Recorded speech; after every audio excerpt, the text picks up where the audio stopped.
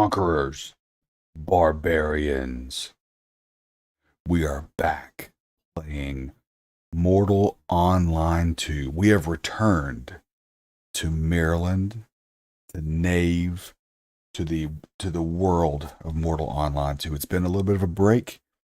We are excited to be back. There's been a absolute ton of updates and new content and things to discuss, things to look forward to. Um, it's an absolute blast. So I highly recommend trying it out. Um, you can get the game now with no sub, so you can get it. You can try it uh, probably for several months before that happens. But let me tell you a little bit about it before we get started. It's a sandbox MMORPG, meaning you create your character, you have full freedom, full um, access to do whatever you want. Essentially, you can build whatever type of build that you want. Now, yes, there are some meta builds, are things that are best for each type, but still, you can spend your points and divvy up your points in your build however you see fit. You know, it's build first as a sandbox MMO, and then a PvP second. Now, there is a lot of PvP, and it is harsh. It is full loot. If you get killed, you drop, your body drops, your gear drops, everything drops. But the game itself is completely free for you to pick and choose how you wish to play. There's ways you can play as PvE. There's ways you can play as PvP. You can group up with others. You can play solo. You really, whatever you want to do. You want an empire build. I've got a buddy that I play with who's, bought an entire castle on his own because he's just loaded in the game. He's made his own empire essentially in the game. I know there's other people that won't log in unless they got a whole crew of 5, 10, 15 people to roll with. So it's really whatever you want to make of it. But it is an absolutely phenomenal game. So I've got multiple accounts because the game has no fast travel. So you either have to ride by horse to go to the different places, which can take 30 minutes to several hours, depending on where you're going, or you have multiple accounts that you can just log in to enjoy content, fights, raids, whatever on that side of the map. And then you decide you want to go back to the other side, you can just swap accounts. Personally, I find that more enjoyable than riding across the country, because I have limited time. I only play in the evening, so I have limited time. So for me, it makes more sense to have different characters all over the map and just be able to hop on those whenever I wish to go and enjoy and do something. So what you're looking at here is a human mage. And humans aren't the best at much of anything in this game, but they are great at being multi-dimensional hybrids, tribrids, whatever you want to call it, where they can do multiple things fairly well. Not great, but fairly well. But I'm making this human mage because he has several clade gifts, which are like racial gifts. He has several clade gifts, which allow him to cast and do magic and do damage. And it will do far less damage on your teammates, your clanmates, your guildmates, whatever. But still do full damage to your foes. So I want to make this guy to where he can go into the middle of a fight and just drop AoE bombs on the whole herd of battlers, knowing that my guys will take half damage, but everybody else in that big group will take full damage. That's at least the idea. So jokingly, this is called a fat mage. So he's got very, very low speed, very, very large obese body. But then because he's so large, he has a high health. He has max constitution, max intelligence, max psyche, but does not have much in the way of strength or much at all in the way of dexterity or speed. So he's very, very slow, but hits like a truck if his spells can be launched. So, but since I've started off, I am in the starting zone. Haven. Haven is um, instance. It's the one place in the whole game that is instanced. So there's hundreds of them all, that you can play, but every Haven is the same. But you can meet up with friends if you have other people playing the game.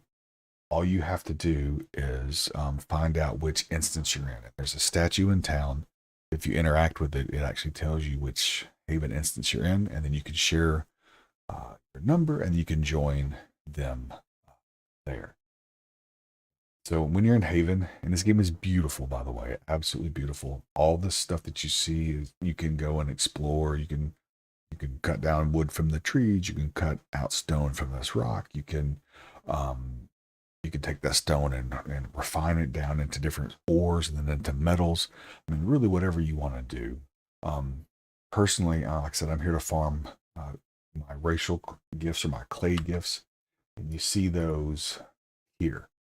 So you're allowed up to 20 clay points. You can pick and choose them as you earn them wherever you want.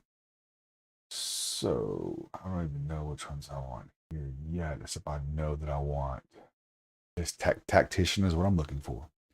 All damage dealt to or received from is reduced by 50%.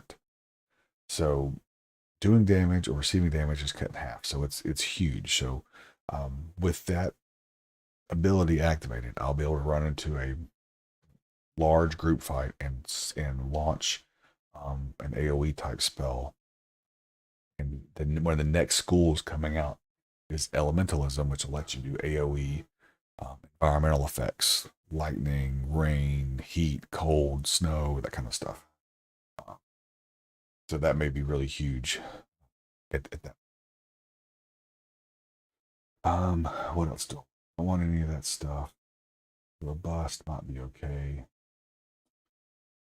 Or do I have anything for intelligence? Psych there.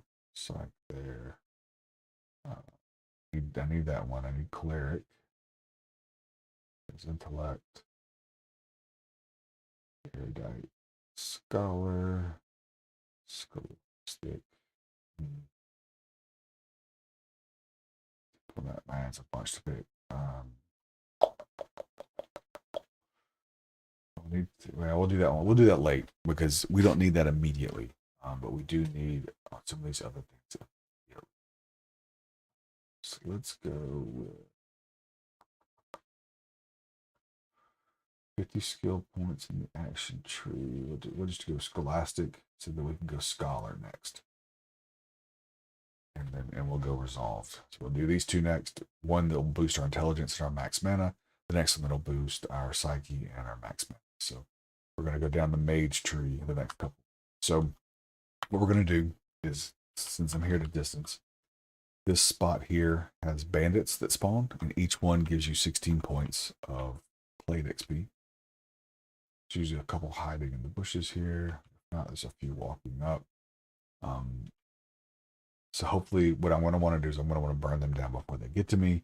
If not, then I'll have to run, get a couple of kills off, and then hopefully I can get my spells without getting interrupted too many times. So if they hit you while you're casting spells, they will interrupt you. So the way the spell casting works is you precast like this. So now if you look in the top left corner, it is available. I have 15 to 20 seconds to cast it. See, those guys are on top of each other. I don't want to have to hit that one. It's going to hit the other one. So we'll wait. And actually, here's a tip for new players. If you don't done this already, as far as I haven't done on this guy yet, is this bar up here is a terrible, terrible idea. You don't want to have to look all the way up there to see what's going on with your own health or your opposition's health. So I would recommend any players that start the game to move their health down here, and then when they look at an enemy, find one close enough. There we go. Is move that one.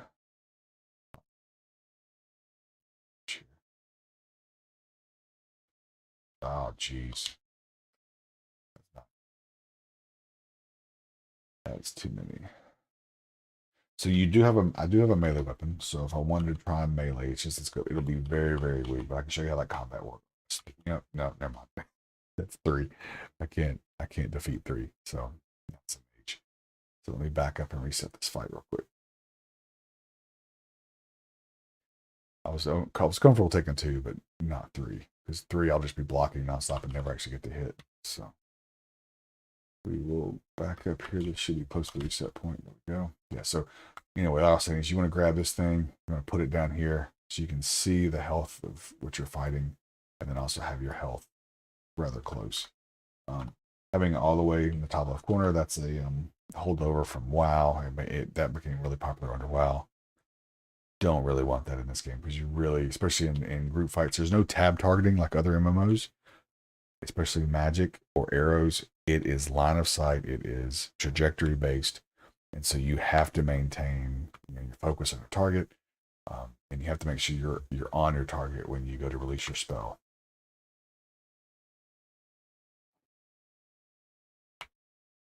So we'll run in. I'd love to catch one of these guys alone. Let's see if I can get this one. So we're just going to burn him down as much as we can until he gets here, and then we should be able to fight through his damage and finish him off.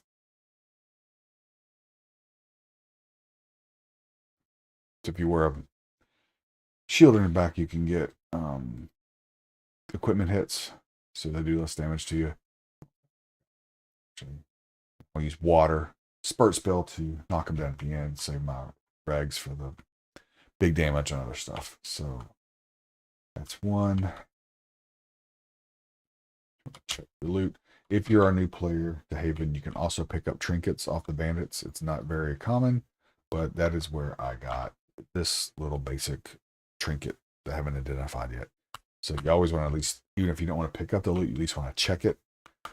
You're good on money in Haven just to make sure you didn't get a trinket and miss it.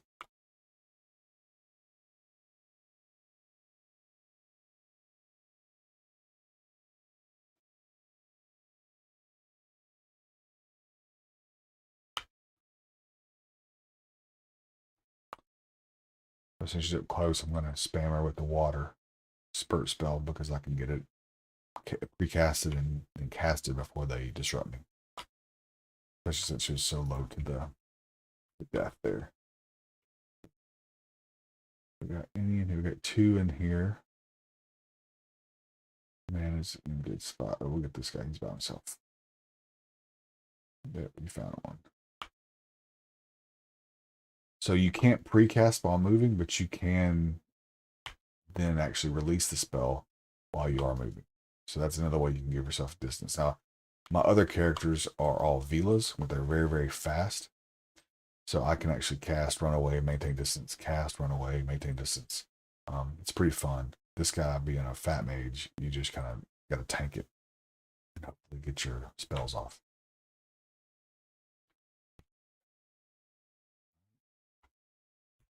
So let's heal real quick.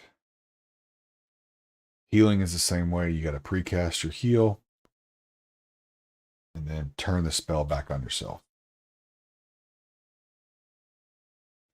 But it's a very efficient spell, so it uses very little mana. Two bandits in here still. Hiding right there in these bushes. Would really like to get those guys separated, if at all possible. By the way, can you guys hear the game audio or not? I can't. It doesn't look like the game audio is working. Let me check that real quick. It doesn't look like the audio is working. Just give me 1 second to check that. It's been a minute, to be honest, and so I think I've got to turn some of my audio off on the last Windows update. So give me 1 second to fix that real quick, and we'll get back to fighting these guys. Feel free to ask any questions if you got. I'll be happy to answer them. We are currently live on Twitch, YouTube, Facebook, DLive, Trovo, all of those sites using a fantastic streaming service called Restream.io. Highly recommended if you're into streaming, if you're new to streaming, if you want to reach a broader audience, if you want to hit all the services and try to find out where your audience is. It's a great way to do that. You just stream to Restream, and then they take your stream and then they rebroadcast it to all your channels and all those other platforms. It's a fantastic service. I've used it for a long, long time. Highly recommend it. Especially, I do a lot of charity streams, and so it's great to kind of have a broader net out there for more people to see what's going on, to see what you're talking about, to see what you're, because I talk a lot about St. Jude Play Live. It's a fantastic charity. It's a fantastic hospital. They do a lot of care and treatment protocols for children. They develop them, share them worldwide. We treat our patients for free. They never receive a bill from the hospital. We feed them. We give them a place to stay while they're under treatment. Treat them, and then the research data that we develop for these protocols we then share worldwide. So it's an incredible mission. It's an incredible program, and they have a really big partnership with Twitch. They've raised, I think, over 40 million in 6 years for the hospital through Twitch. But it's a fantastic, fantastic charity and program. So if you're looking for a charity to give to through your streaming, it's a great option.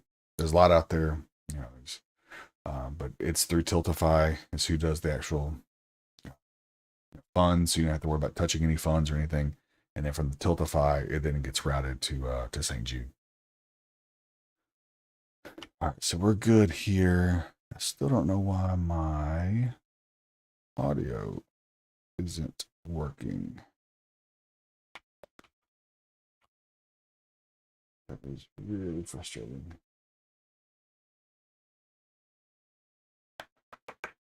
Game capture HD60X. Okay, that's correct.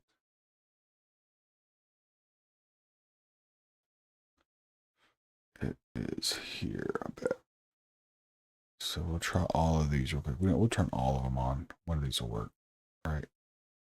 But if all else fails, just turn them all. Oh, you know what? I wonder if my game audio is too low. Think about that. No, it's pretty high. Actually, master volume's at 100. Music should be high enough to hear. Oh,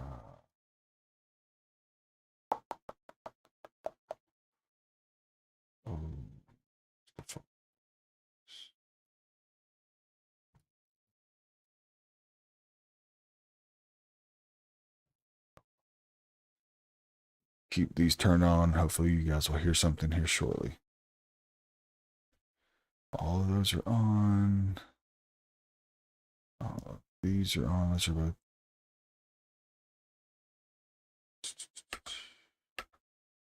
No, nothing. Interesting. Huh. Well, we will get back to it. So we still got bandits here. I think there's still two. It might just be one. Let's try it. Let's leave. Out of range. This guy might be in range. Nope, almost. Got him. So cast or back up, hit him, cast, back up, hit him, rinse, repeat. Much more effective with the Vila. Or actually Shivra, but we'll do water to finish him off to save our stuff for the bigger damage.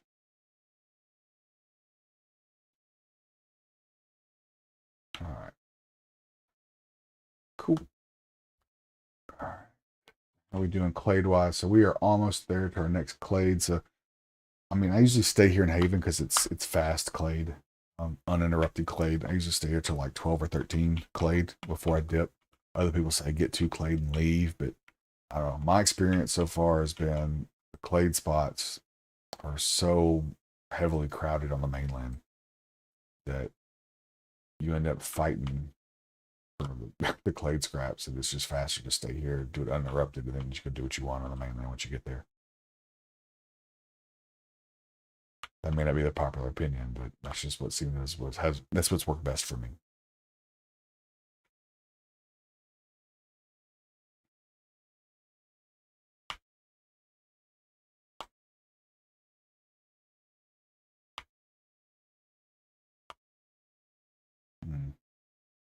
fill that one. It's not good. So he's gonna probably disrupt me. Hopefully he'll do a feint. Allow me to get my spell off. There we go. Trying to get one more in here. Cool. Bandage and heal, and then we'll be off to the next one. So appreciate everybody hanging out.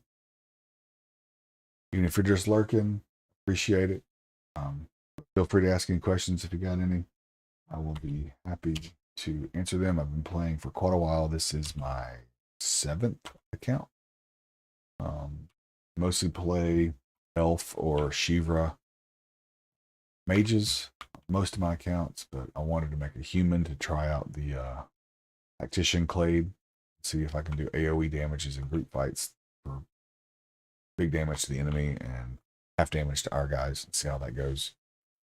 And I've never had a fat mage, to be honest, so I thought I'd try that too and see what that's like. So far, it's been pretty fun. Blasting stuff from a distance for pretty big damage. And then I also made a Ogmere foot fighter to be a refiner, because you need a lot of materials. So your gear in this game gets replaced a lot. I'm just gonna be honest. It gets replaced all the time. You don't get comfortable. You don't get comfortable on your armor or with your pets or with your horses or anything, because everything kind of gets churned through at a pretty fast rate. So you want to be able to have a bunch of materials on hand, craft up a bunch of sets. So if you do die, you just run by your house or the nearest bank or whatever. You just grab your next gear set and go. You don't even worry about going and trying recovering your body. At least that's been my experience. So usually you can stockpile enough stuff that you don't have to be worried about going back and retrieving things. But it is a different mindset, because if you come from other games, you know, you spend so long customizing your gear and getting the exact stuff that you want, and you know, eternal pauldrons of doom, and you never want to lose them because you work so hard to get them. And this game's not that way. Learn different recipes. You learn the skills to make the gear, and then you just can make as much as you need.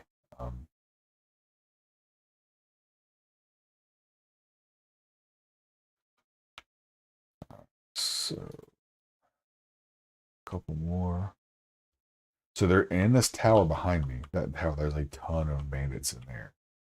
But since I'm not a foot fighter, I don't want to get stuck taking on them 2 or 3 at a time, because I won't be able to cast, and then I won't be able to get away because I'm a fat mage.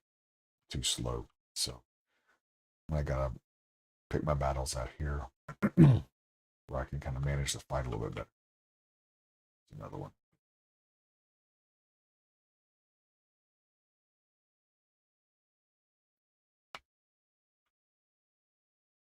Okay. We should go through this opening in a second. Bam.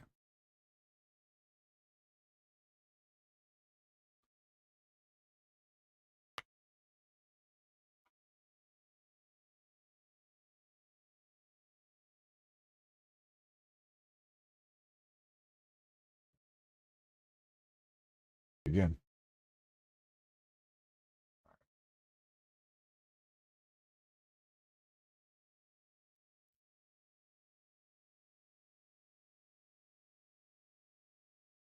So when I get them low, in case you don't know, when I get them low, I'm hitting them with Spurt, which is a water-based spell. So I've got tons of water on me from my healing. So I'm saving my reagents from my higher damage spells to start the fights. But when I want to finish them, I can quickly cast the Spurt without getting disrupted, and it saves those things for the other fights. So one nice thing here is once you clear this area, there are chests you can loot in here. The last time you were in here, so no one's been here for a minute. So some food, some more magic reagents, some coal. Pretty nice. That'll replace mostly what I spent already fighting in here, so that's nice. I can keep going for a little bit longer. Oh, nice. Even better. Four is very nice, especially over here. It's hard. You can't get that here normally. Um, but you can use the boar to refine some of the materials here and to cup them. That's definitely worth picking up. Almost at max. You do have to maintain your weight or eat in this game, which is really interesting. So there's different foods you can make, or you can just buy food. This is something that's looted, so I got 210 units of it. If you look at your stats over here, I am currently hunger is 251 at 1800, and my health reserves are at 3156 out of 4349. So if I eat this, see, I ate 50 units. If you go back and look at this, you'll see this number go up here. So it's rapidly going up. If you keep this pinned at the top, so if I kept this over 4,300 and then I continued to eat as soon as I got hungry, that 4349 would start getting higher. And as that goes higher, you'll eventually get over a plateau where you go from bulging to obese. And obese is the largest in the game. But by going obese, you would get 10 more points in here, 10 more points in here. So it says weight class modifier. Right now it's plus 10. If you go obese, it would be plus 20. But then your dexterity would be minus 30. Your strength would be minus 30, I think, or 25. Not sure if your constitution, how much lower it goes. But this your age plus the being hugely overweight will give you these two things maxed out really high. So you do the most damage possible. But then when you get in your fights, you're going to need help if you're fighting foot fighters, or you're going to need a horse and not let it get killed, because you'll be a sitting duck to most foot fighters if they get the drop on you. All right, I don't see any more bandits here. Suppose we could go try over here. It's a fairly quick respawn in here. The other hard part about fighting in here as a mage is you don't have a lot of distance like you do back here. So you're stuck fighting close quarters, which isn't the best option as a mage. We're very close to our next clay gift. We are at, yeah, close. 24 points. 34, yeah, 24 points away. All right. So we'll probably stay here, like I said, till we're only level 3. Probably about maybe 11 or, yeah, 9 more levels, 10 more levels. We'll get close to about level 13 or so, 12 or 13. We'll pop over. Because usually by then you've got mostly everything that you need. And there's things in the mainland that are much higher clade per kill that can be pretty quick, and you can do them actually as a group as well, which is really nice. Here, you bandits, tribe rats, those are the best two things you can do. Or if you have the if you have the patience and the fortitude to stick it out, you can actually do pretty well with the skeletons of the zombies, the walkers. But they're only 2 points per kill. So you've got to whereas these guys are 16. So you really got to do be willing just to mindlessly grind. But as a mage, it's not bad. You can stand in one spot and just zap everything around the graveyard.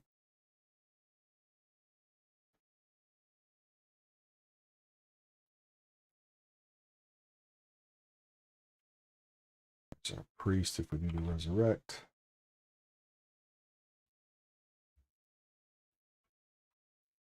One more time.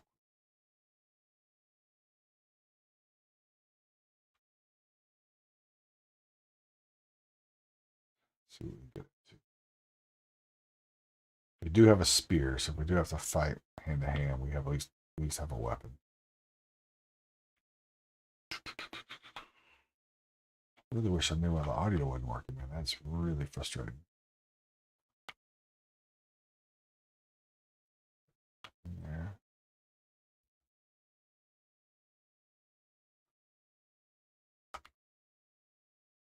Keep this charged up just in case.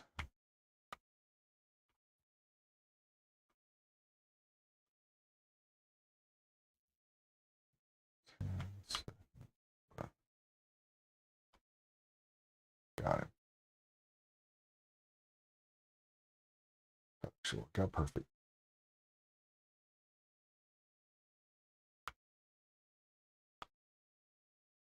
Ah, damn, they reset.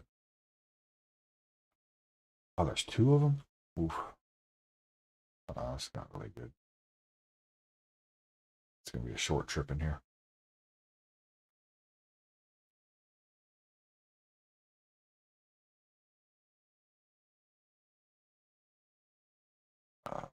What was that stuff up there? Let's try this. So, well, looks like we may have to melee these guys because they're stacked on top of each other down here. Oh, did they both reset? Oh, nice. Look at that. For some luck.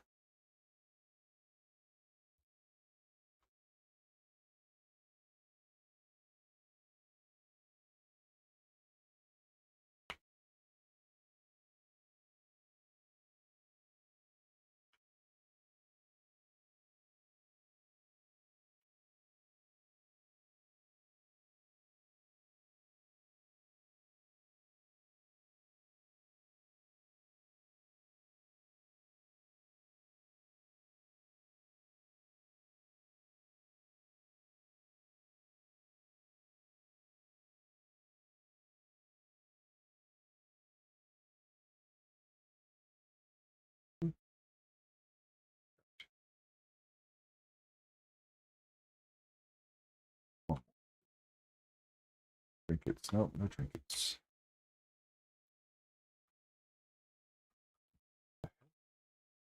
No, that's not good. Check and see.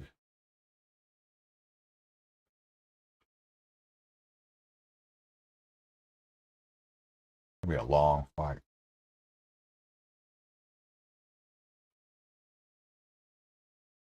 11 a hit. Oh, that's 26 in bad.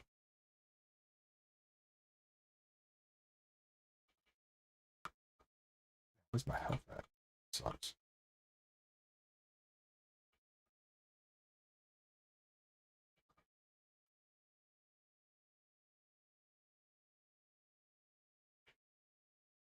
Go. Clay gift.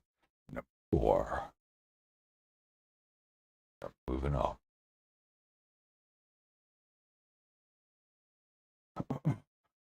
The battles in this game can get really big. There was a massive server war the other night. Kodo and their coalition versus the anti-coalition, ACT. They had a battle of about 200 or so, 200 plus players. Dooley. And it was pretty epic. If you go on YouTube and you look up ACT versus Kodo, ACT versus Coalition, you should be able to find some clips on it. It was incredible. And the game handled it fairly well. I mean, there was some frames dropped and that kind of thing, and frame rate dipped, and but people were still getting 30 frames, 20 frames, which is incredible for this level of fidelity in a game. That many people, because it wasn't just 200 people, it was 200 people plus their pets, plus their mounts, plus arrows that are launching or the magic spells being cast. There was a lot going on in it. Able to, so it's pretty incredible. All right. This room can get kind of dicey. There's usually between 4. I think there's 4 different bandits in here. Then there's also 2 in a side hallway and 1 in another side hallway, and they can kind of aggro. Well, there's one. Um,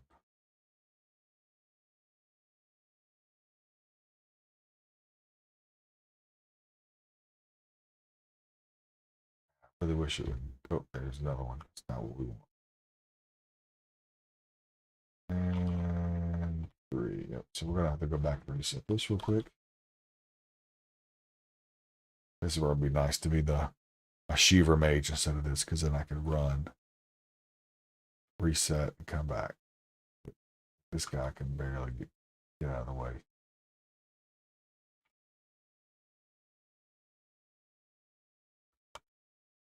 Let's see if I can fight this.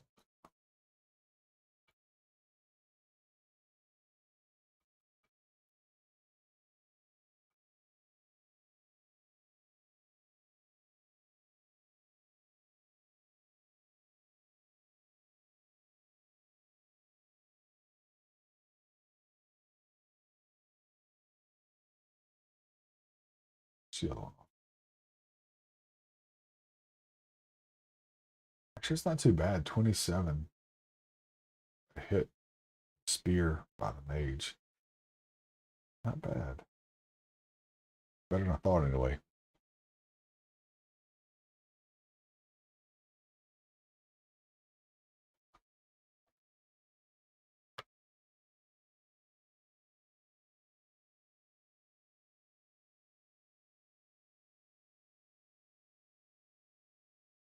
Or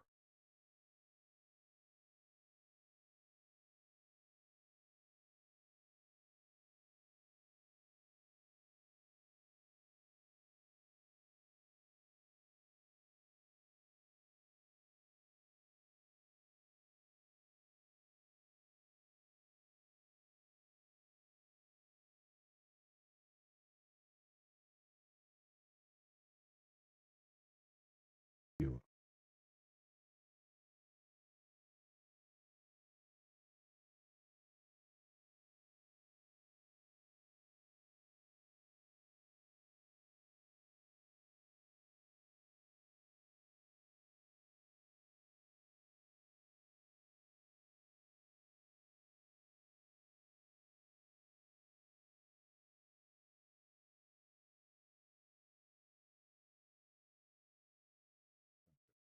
Damage because she keeps attacking quick.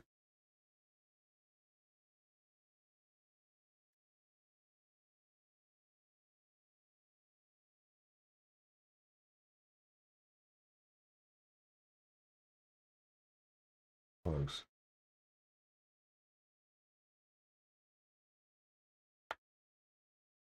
Damage. Heal. Hopefully before the next guy sticks his head around the corner.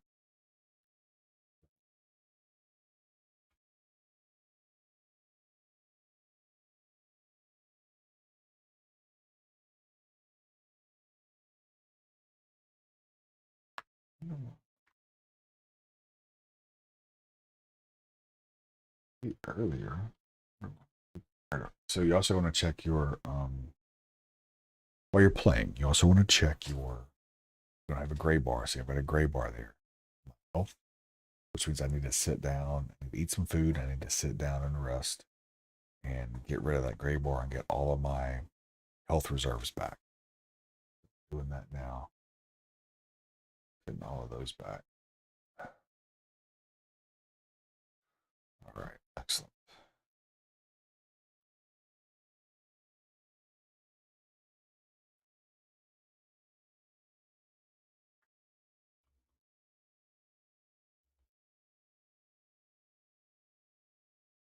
Over there. Oh, there's one.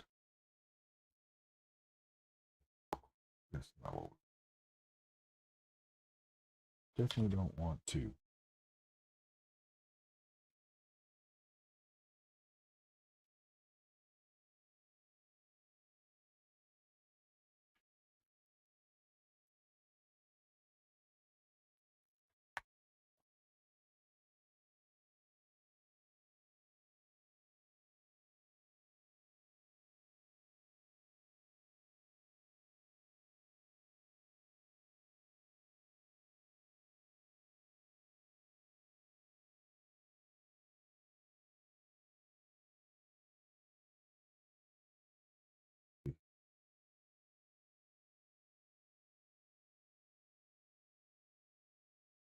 The combat in this game is directional, so you have to learn how to block up, block straight, or low, left and right.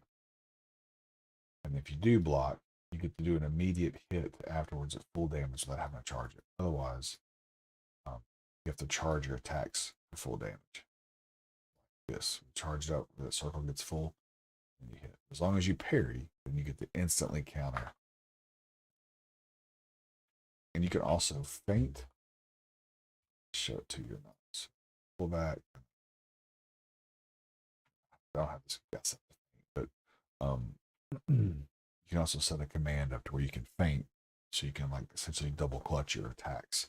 So you can feint a thrust, but then do an overhead swing, or fake it overhead and do a left swing, fake a left swing and do a right swing, kind of stuff.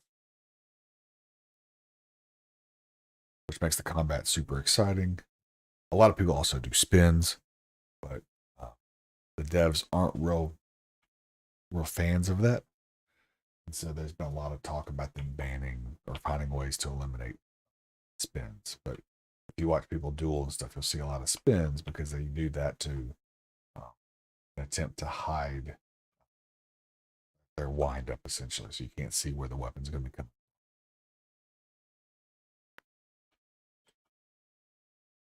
This last guy goes. Get back here. Reset this a little bit.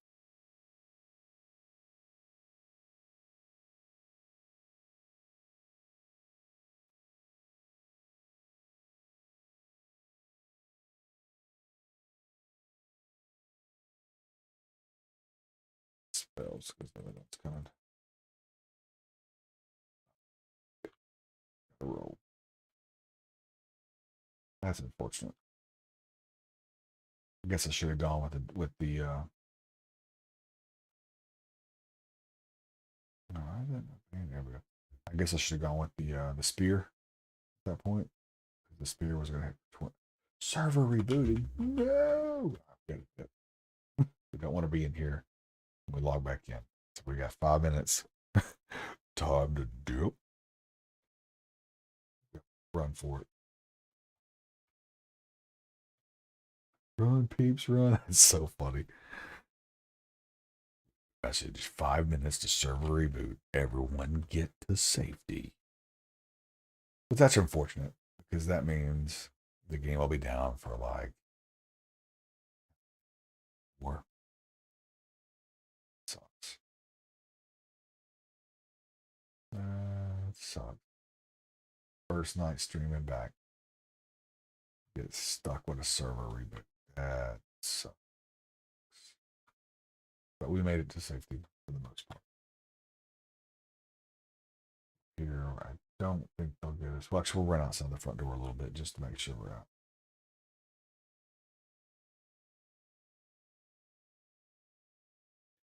So this must, I'm going to guess that this is a patch of some sort, only because the CEO will do his stream tomorrow, right? And so this will give him some new content and some new things to discuss for that stream. So my guess is the reason they're going to do it now, so that they have everything up and running and ready, so that Henrik can talk about it tomorrow. So if you're not busy, you want to see what the game's been about recently and some of the updates, some of the things to come. Like showed a bunch of animal pet bags and saddles and stuff. Actually, bags, large bags and small bags last stream. So they'll be expanding what you can have as a pet for storage. Right now, you can just have bears and horses for carrying things. They showed campodons or elephants. They showed mulvas, which are like big buffalo-looking things. Then they showed terror birds and turtles, giant turtles with bags for carrying. So that'll be a big change if that's what this patch is. All right, so I guess we'll go here and log off. 3 Clade. We'll go get our Max Scholar, our Brain. We'll log off there. Oh man. Well, that's unfortunate. I was really hoping stream for longer. Oh well. What else should we play? Should we go and play some Conan Exiles for a bit?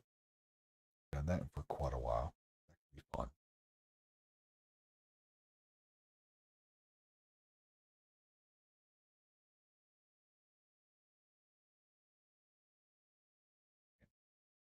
Man.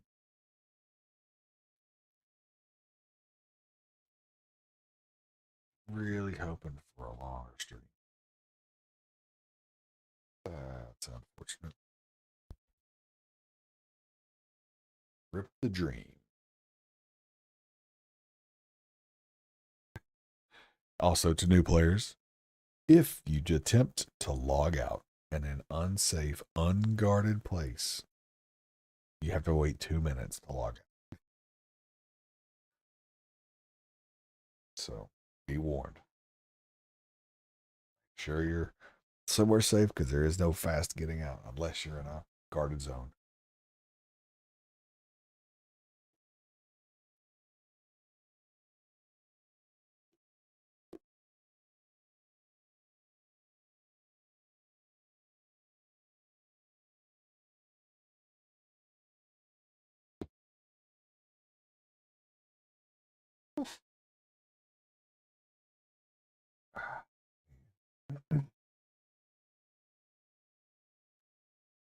Three, two, one.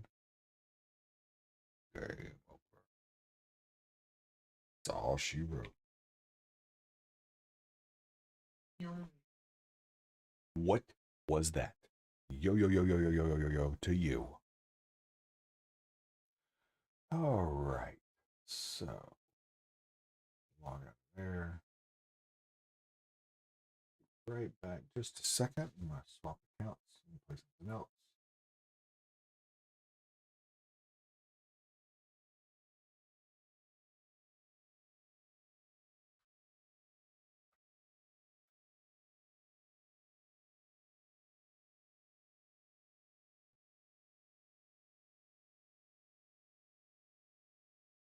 Let's see if there's a notice for the patch, by the way.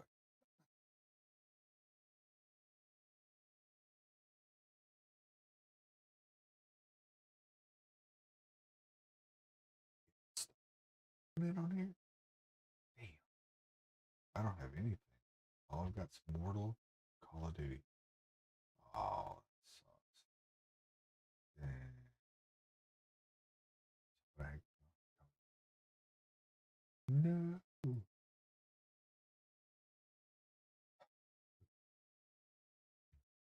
2 hours. Yeah.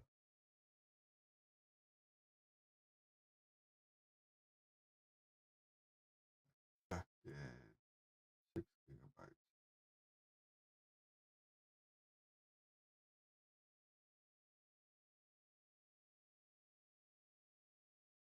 Yeah, we could try infected. Maybe.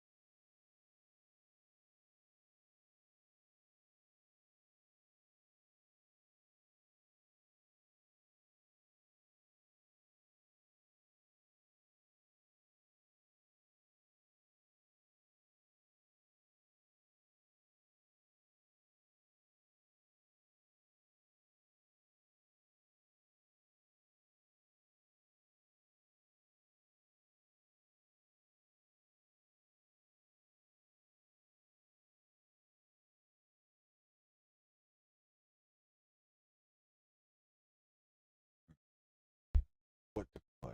All right.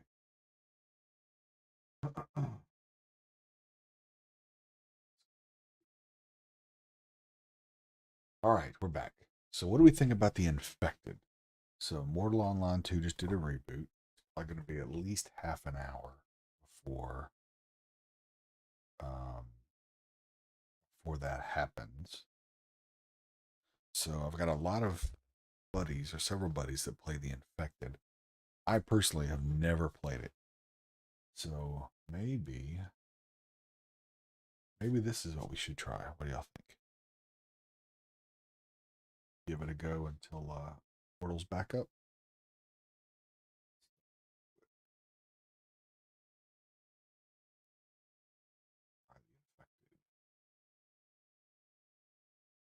No idea.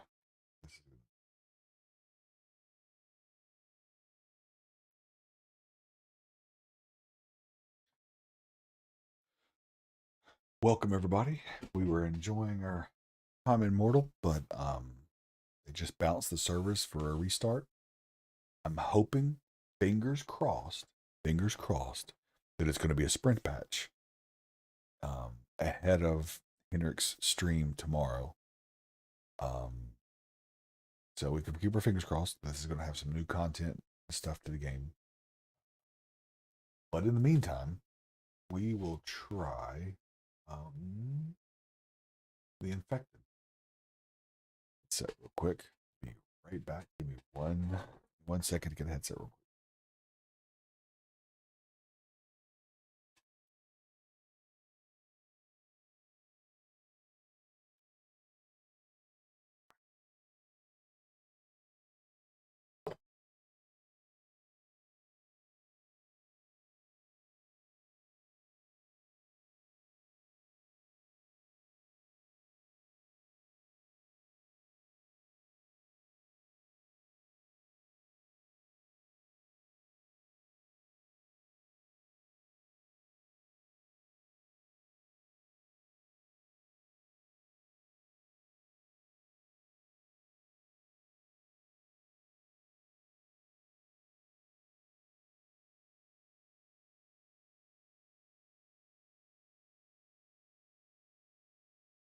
Didn't realize I've been playing this whole time without a earpiece.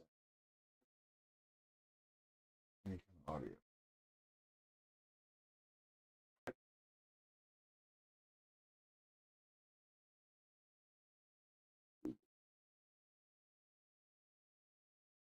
These on.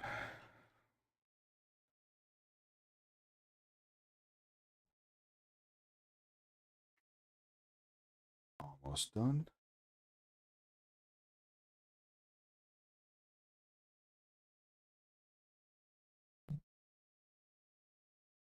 Neat thing about this game, this will be a completely new.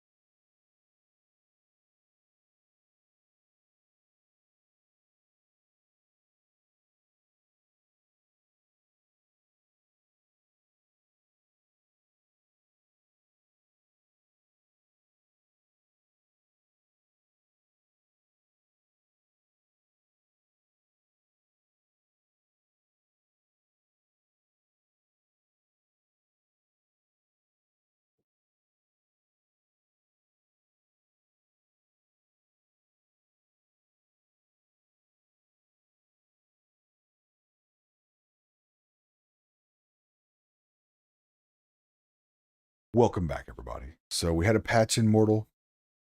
So we're going to take a brief pause.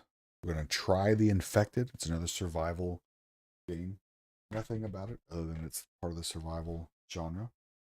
But we're going to give this game a few minutes till hopefully Mortal's back on. See how it goes.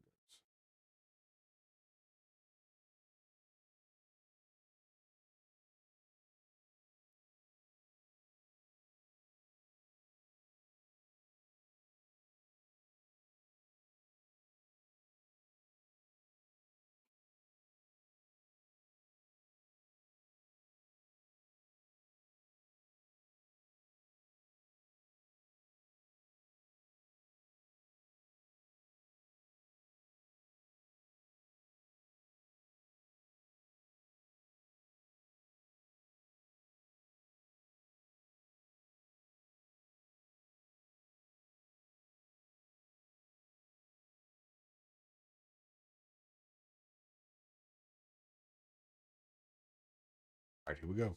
I noticed it's got head bobble, so it's going to feel like mortal. We're used to the head bob already. So let's see.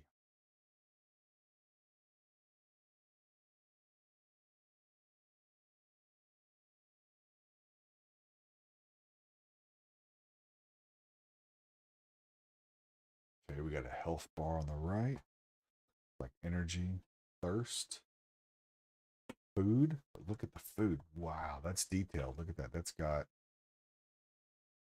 it's like calories, protein, fruits, sugar. Wow, that's nuts. Okay. F world. Gather stone, gather stick, craft a stone axe, stone blade, plant fiber, stone pickaxe. Okay. Interesting. Right, and make iron. That is fun. Some stuff to pick up.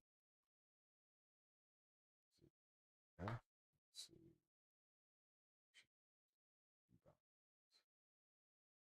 Yeah. Let's see. Interact is E. No, player stats can be E.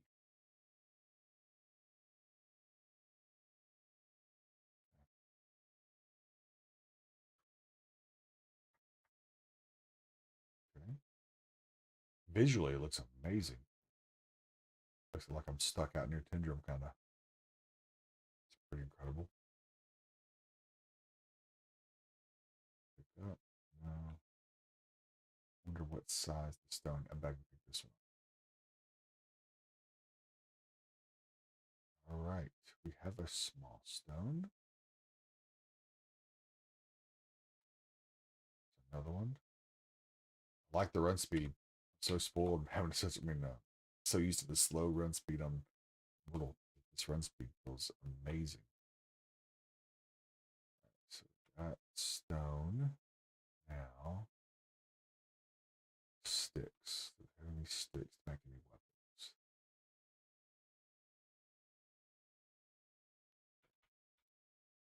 Oh, no, can I? Should I? No.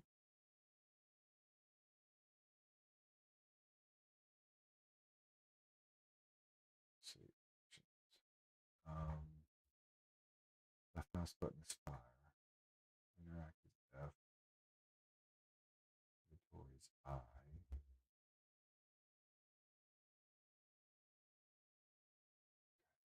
Slot.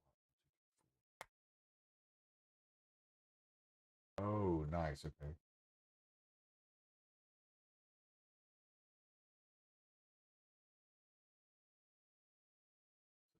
Some wood. Look up in these trees for some sticks.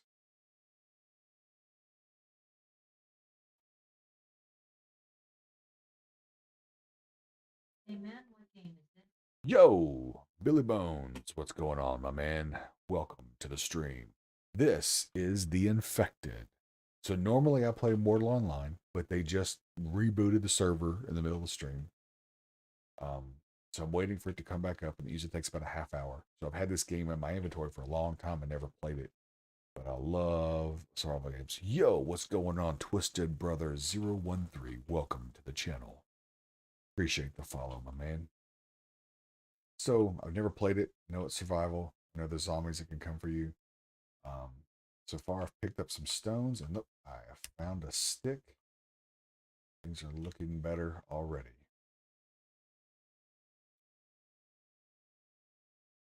But they are very few and far between. Man, do not ready for a fight. Ah, so let me see. So inventory, got a stick. We obtained by harvesting logs and must be found randomly on the landscape. How do you craft? Okay, so that's your backpack.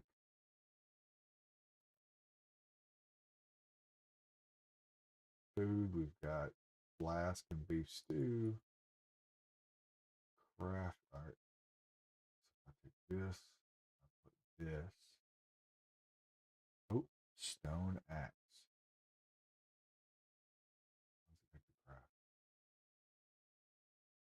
Oh, is that it? No. What is that? Like a frog or something right here? Where's the items in the crafting table?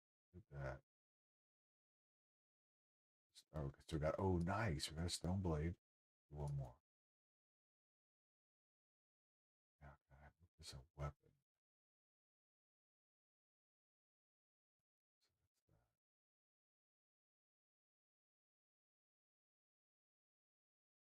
that. Feet, shirt. Okay, so that's your inventory. It's your knowledge. Oh, okay. So that's how you make your foundations and plant. Okay. All right. So now I've got a weapon. Nice. Okay, so how do I use it? So what puts me in hold on, what puts me in a combat mode? Hotkey weapons. F3.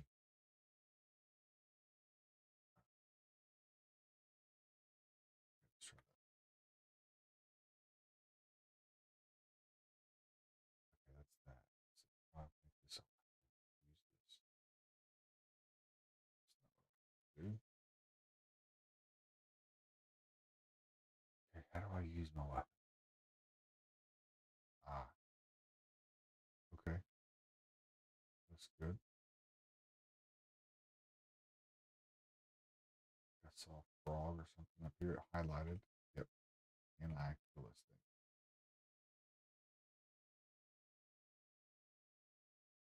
Okay. But what? That actually worked? Hold on.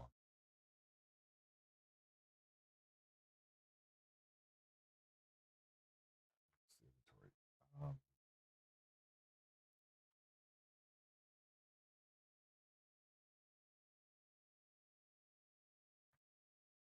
It went.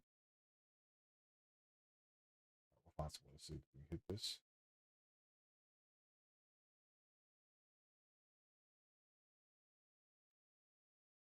Thank goodness. Let's see. Man, it's pretty wild. Um,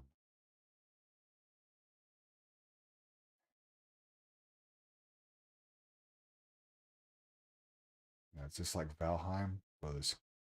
Yep, that's nice. We've got wood logs.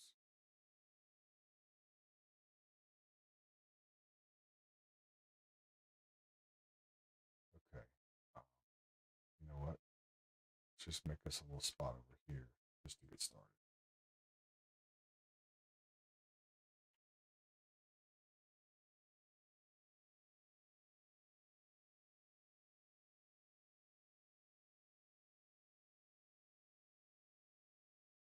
This is pretty. This is pretty. Um, pretty cool. It's different. Love the animation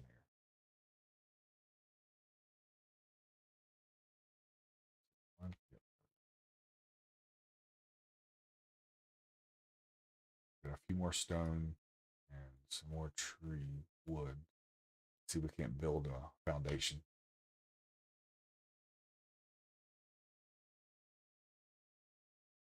So we'll get this next stack over here. And then from here, let's see what we can do. I have a feeling we need to get ourselves somewhat in a spot before the sun goes down. Some kind of protection, some kind of a some protection of some sort. Drop that. Let's just put our rocks over here.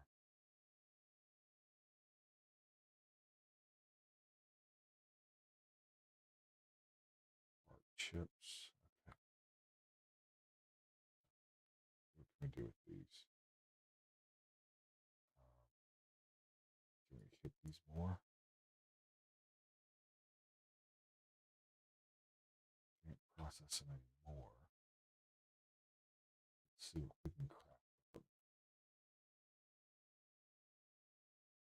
Craft.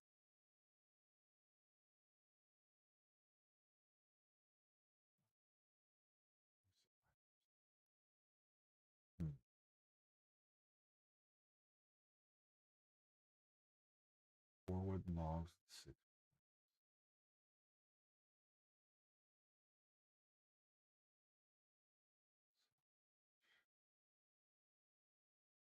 That's what we need. It's a saw bench. Right? We need to build a saw bench.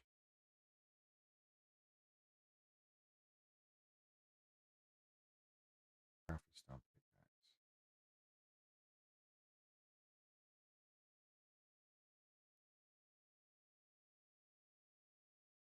Okay, so that's crafting. Looks like. Okay, excellent. What else can we do here? So we've got that crafting. Anvil, circular saw bench. So I'm guessing this is a total. This is a total guess. But I'm guessing with the saw bench, that's how we'll be able to make our planks. Add material. So F to add material. So it says E, but I changed my action command to F. So I'm sure, I think it means F. So pick these up and then add, right? Or is it actually E? No. How do we add materials?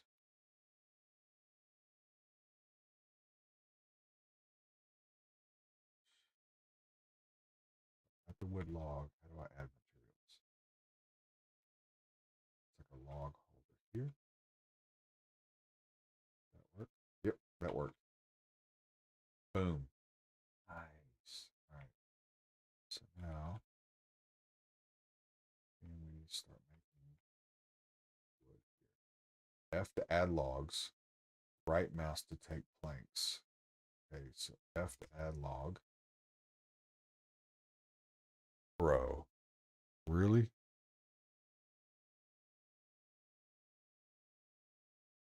Dude, that is amazing.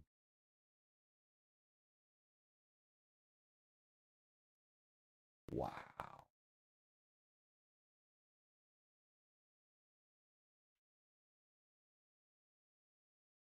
So I need to make a couple of these, I think, to speed this up, right? We got plenty of trees here, but we only have one table. So let's see if there's no limit to the number of these that I can make. Let's just make a couple of these so that we can mass produce planks. E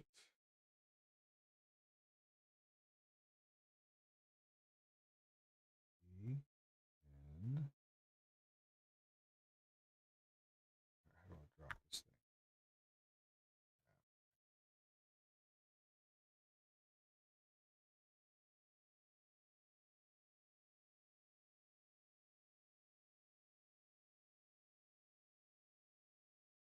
Now we're in business. I can just keep rotating these two things, right? Just keep processing planks, get my foundations built. This will work.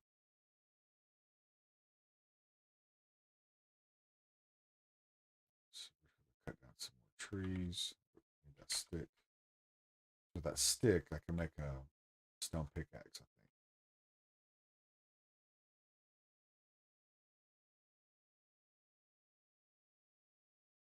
I am getting a little bit low on water, so I need to look for a water source probably shortly.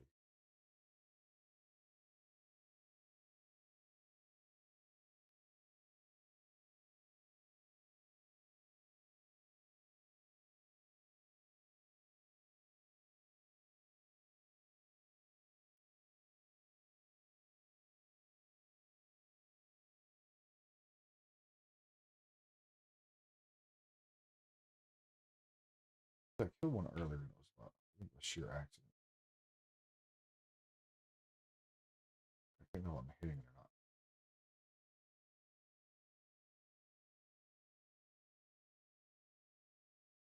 Hmm.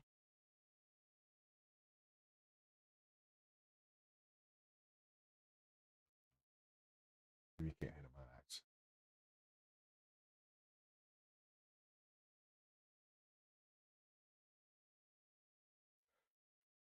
All right. We got a bunch of planks here. That's good.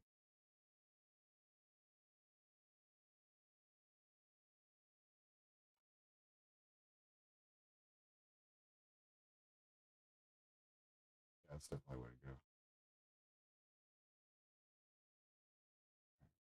We've cut down 2 more trees. I think between the wood and the planks combined, I think with some other stuff we can make. I think the foundations took 4 logs and then a bunch of planks.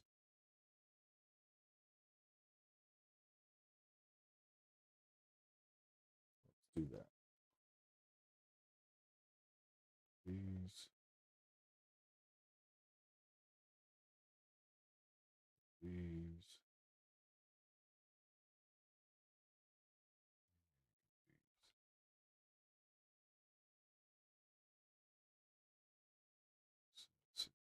Let's look at it. We go here. Construction. Shelter. 4 wood logs. Just like it's the basic shelter. Rotate. Let's do it like that. Let's do it like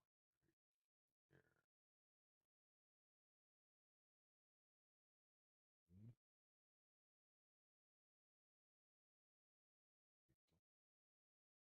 And materials.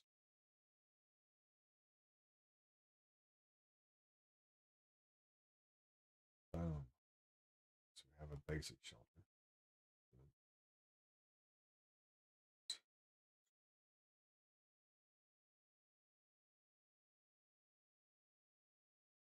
This. We got windows, fence, barbed wire, spike trap,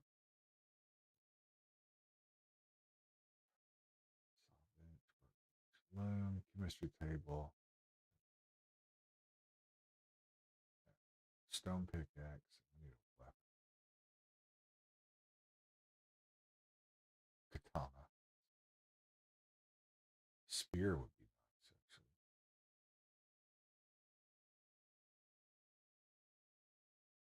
We need plant fiber. Pickaxe. A workbench. Workbench. We have a workbench. Plank and nail. Damn. So we need a way to make metal.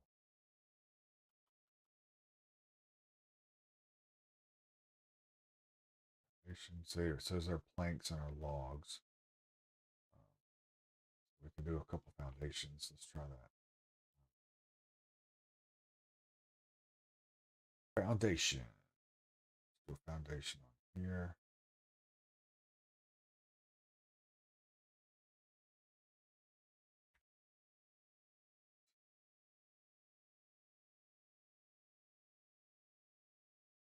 Okay. That.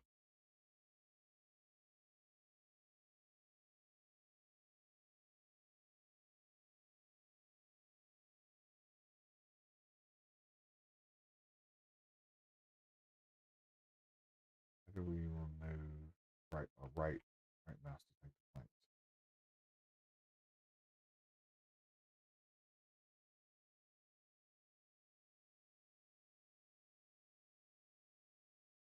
Nice.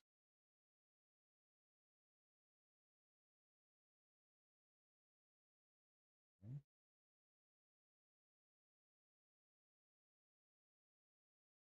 We're just filling these up real quick, and then let's go get some more planks. Some more logs in a second. Finish up the posts. One more plank. Okay. So he's full on planks. He needs 2 more planks. So right click on the planks, grab them, F to place. Okay, now we need 8 logs. 8. Yeah.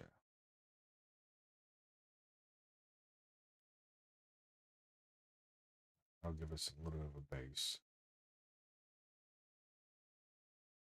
hoping that's high enough actually that I can avoid zombies.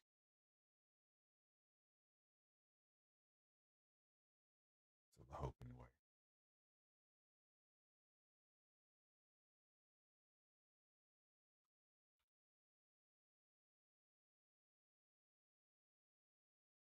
Get some water.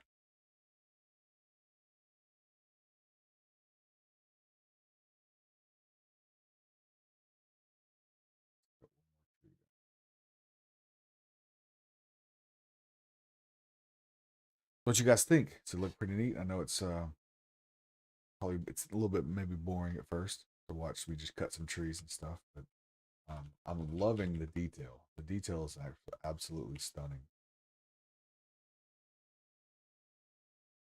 Really impressive. This game is a single developer, single um, person has been working on this for a while. It, it's just I am in awe of the details so far. It's pretty incredible. So our foundation, put this on top. Move this. Let's see. And move.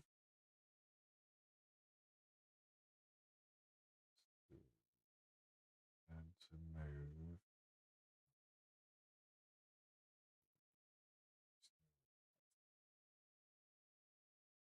Food.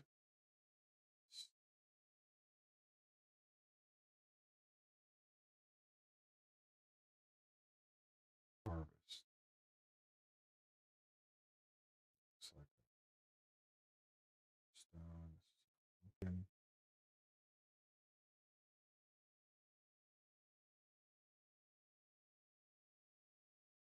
Some extra. Save our water. So inventory. Got melon seeds. Pumpkin seeds. What is this? Yo, Justin, Jay, what's going on, my man? This is a game called The Infected. Normally, I would be playing Mortal Online 2. It just rebooted the server, so I needed something to play until that game comes back up. So I had this in my inventory for quite a while. Thought I'd check it out. It's actually pretty incredible. It's very detailed. So you're looking at the like I just harvested this pumpkin. It tells me it spoils in 30 minutes. It'll fix 5 thirst, 25 carbs. It does not. I did not see any. I am in the MO2 Discord. I checked about 10 minutes ago and there was nothing. I'll look again real quick. Oh damn, that weather is cool. Sorry. It's really cool. I was not expecting that. That's neat. All right, so let me see. Um, no patch notes, no support updates, no announcements, nothing. And that's really loud. I wish I could hear that. That's incredible.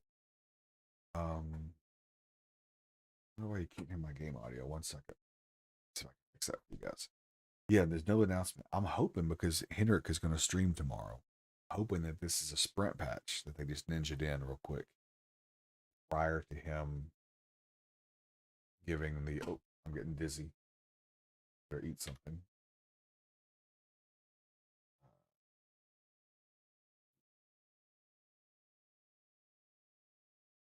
Eat. Oh, this is good for thirst. Good. Eat. There we go. So it gives you protein, carbs, fat, vitamins. It gives you the breakdown of the food that you eat, not just your hunger. And then you have your moisture there. I wonder if there's a way you can collect the water. That's what I need is a rainwater collection system. I didn't even think about that.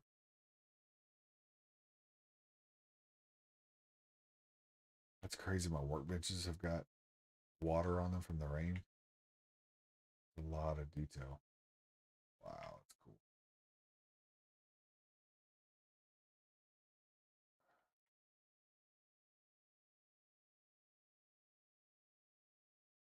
Wish I could hear this lightning. This lightning is nuts, man. Um, Let me find out why my audio's not working. Oh, you know what? I bet it's this. No, I don't have Elgato on this. What else would it be?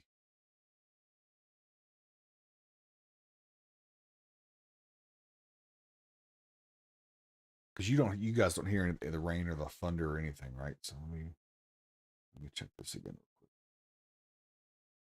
No game sound. Right. So let me check this real quick. All right. So recording.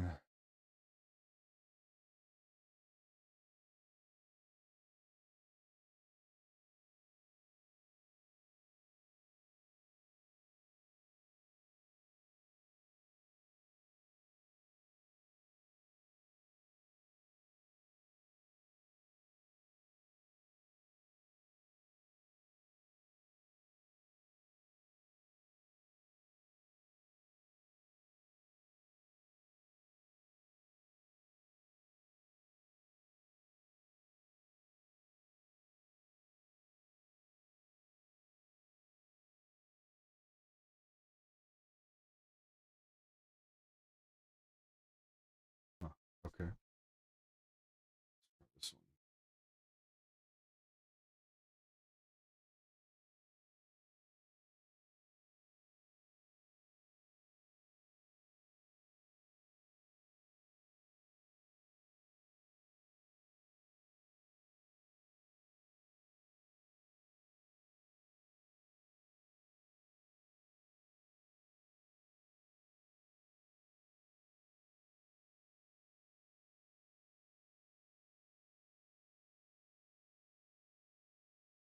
Hmm.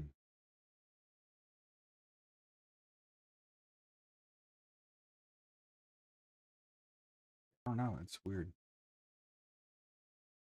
Oh, for certain it would hear it. Let me see.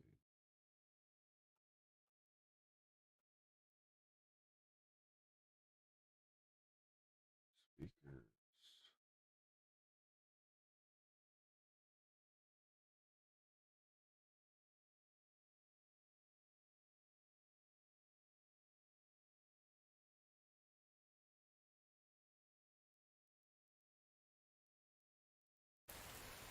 Boom. Okay. Awesome. All right. So now you've got audio. I don't have audio. They have been down. They have been down for 20 minutes or so, 15 minutes maybe. Not too long. I would say probably another 20 minutes, and it might, if it's really just a server reset, I would think another 20 minutes or so it'll be back up. If it's a patch prior to Hendrick's stream tomorrow, then it might be longer. Yes, especially if it's a sprint patch. If it's a sprint patch, then absolutely it's down for a long time. Unfortunately, it was. And the only reason I think it could be a sprint patch is because Hendrick is streaming tomorrow. Right. And so, yeah, that day that now that was because of the host, OVH or whoever it was, who does their server hosting had an issue, right? So that was out of their hand, out of their control. But if it's a sprint patch, it may still be down for a few hours. There was some food at a couple pumpkin and melon.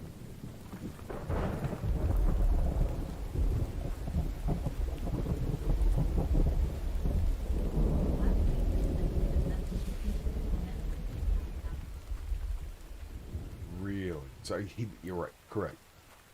Now he mentioned he may try and do a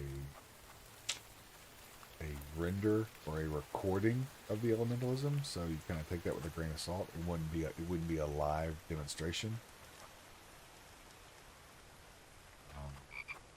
But that's always an option.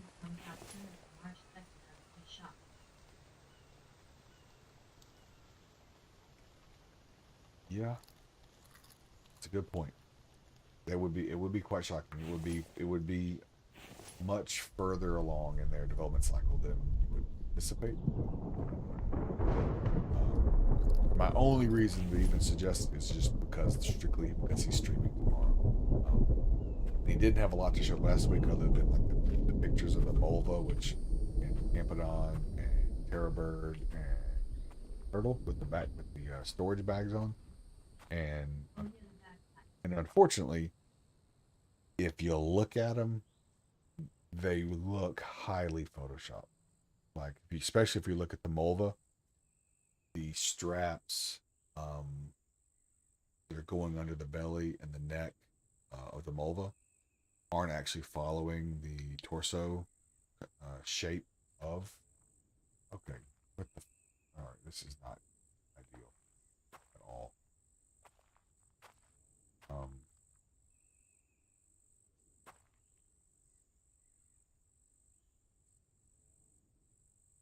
really not ideal.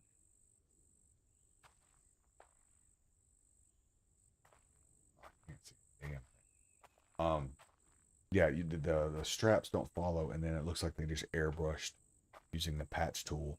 A couple of tufts of fur to make it look like it's on the Mulva and going through its fur, but but the strap is almost flat going around instead of actually having a nice arc that would follow the contour of the animal. So it looks like they're and the lighting in the Mulva is going one way, and the lighting on the bags is coming completely other.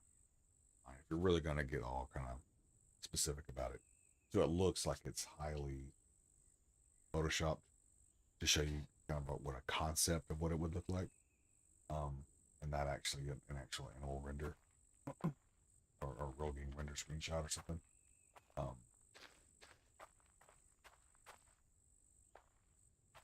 so if as long as you take it for what it is, then so I can't. This is crazy. I had no idea it was going to get this dark. Literally can't see anything. Can't do anything. Got a lighter. I don't want to. I don't want to waste the fuel on that.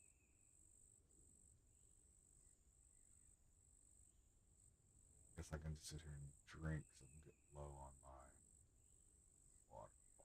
Drink that. Get our water back up. We're getting low in protein. Getting low. That's good, but protein source. We really need to find protein source. But this dart is really like uncomfortably dark.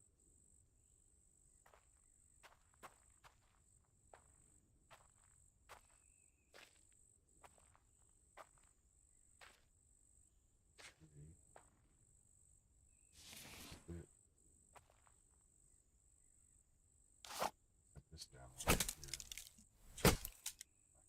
I can get it later.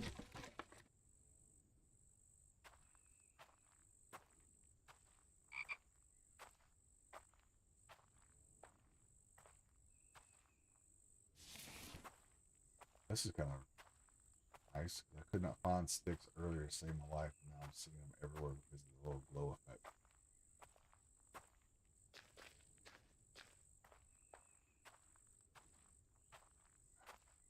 I've got a compass. Where is it?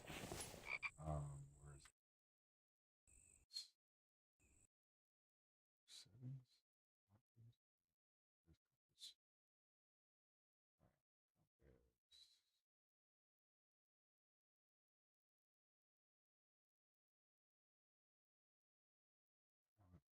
Pause.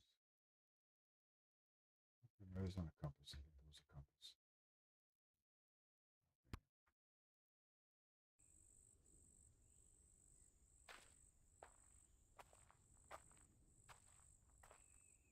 So there are zombies in this game, and since I don't have audio, because my audio is going to the stream, I'm gonna get got. You're gonna audio settings for audio. So I need this in audio.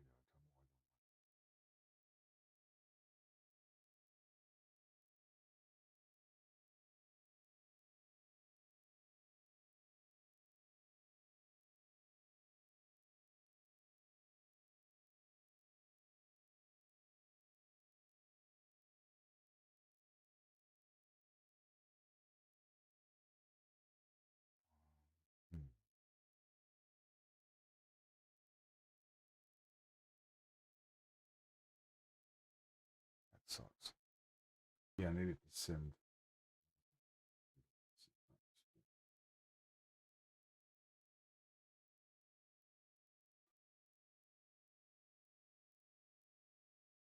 I can send it here, but then you guys won't hear anything. Send it there. You guys hear it, but I don't.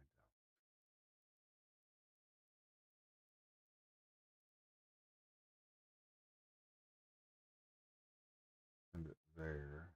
Nothing.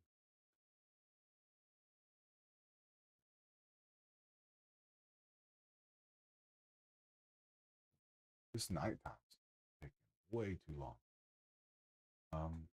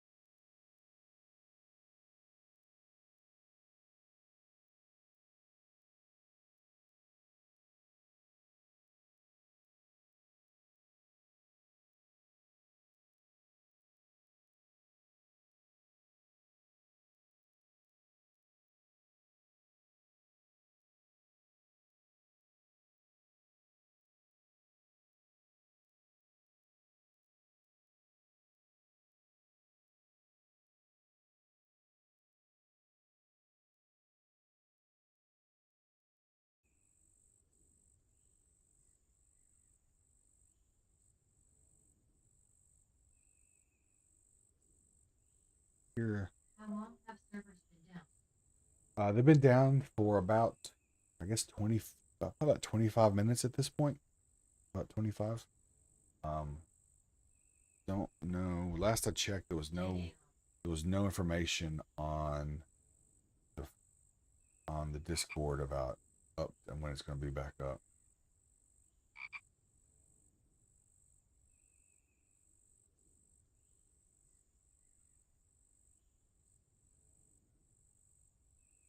Nothing on the Discord yet. And there was no really notice. It just it didn't, well, not really, it didn't crash. I had started a new character. I was in Haven, and then all of a sudden, a server message popped up, rebooting in 5 minutes. So there was no like 20 minutes we're gonna do this, 30 minutes we're gonna do this. It was we're doing this in 5 minutes. So hopefully it'll be back up in another. Yeah. So hopefully it'll be back up in a couple minutes, maybe. Hop back over. Um, yeah, I was really kind of digging this game until the damn darkness hit. And like it's legit. I can't see anything.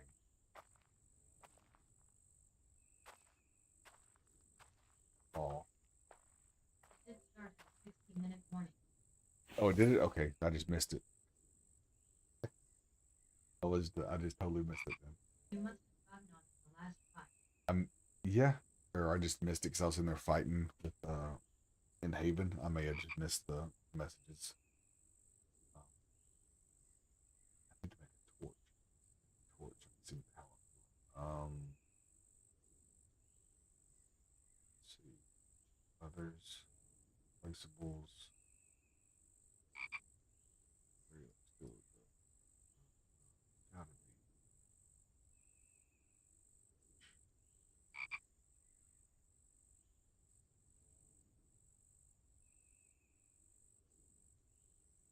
be. Fish oil. Five.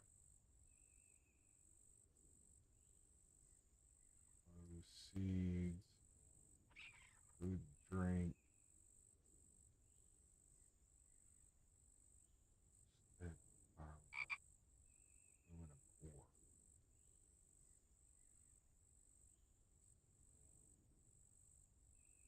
There really no torch. Has Twisted Brother 013 heard anything about why the restarted server?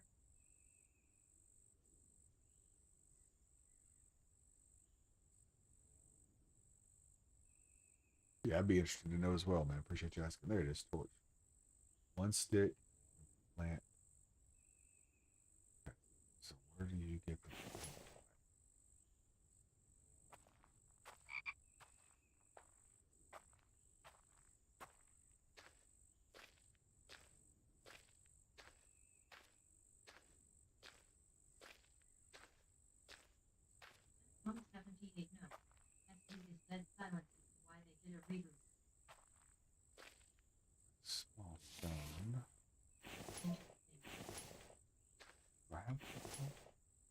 I do have plant fibers. Sweet. Idiot. I run around, think I don't have it. Got it. So how do we make this? Servers were starting to take a shit though. Or maybe just Well, that would fix it. So hopefully it's that simple. That would be amazing. So I've got this. How do I do this? So I need a stick, and then I need plant fiber. they've seen a little rough last couple days. Oh, recipe. Um, split one. Split.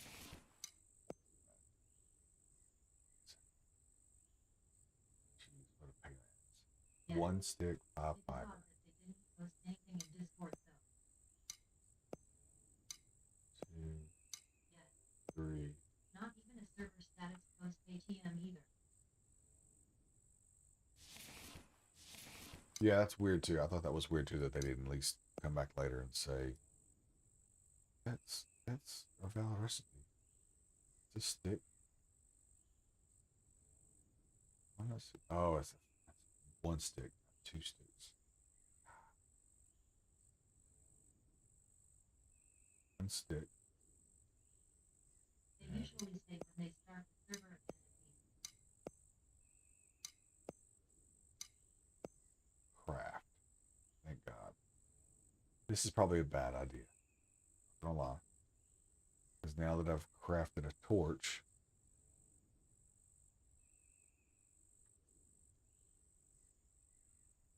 um, now that I've crafted a torch, question is, that must be. So this must be with slot 1. This must be slot 2.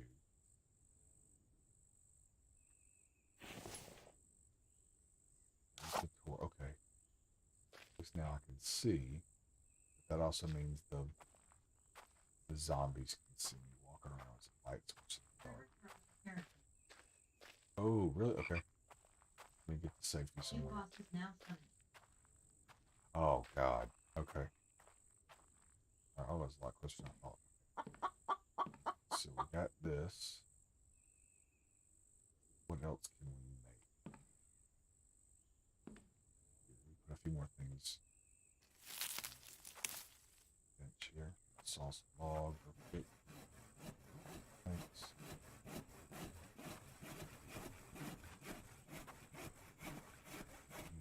What else?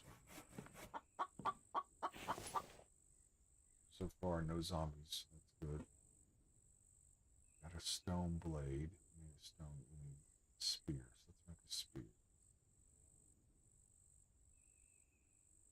It's 1 blade, 3 stick, 5 fiber. Okay, we can do that too. So,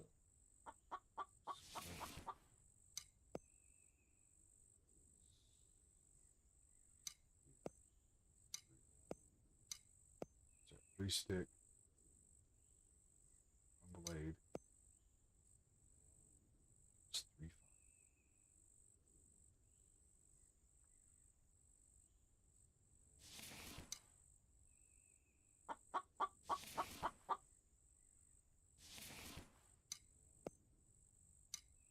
Two, 3, nope. 4, it's 5. 5. Yep. Alright, good. Crafted stone spear. Alright, so now, weapon, tool, and now we need a pickaxe. Pickaxe is 1 stick, 1 blade, stone blade.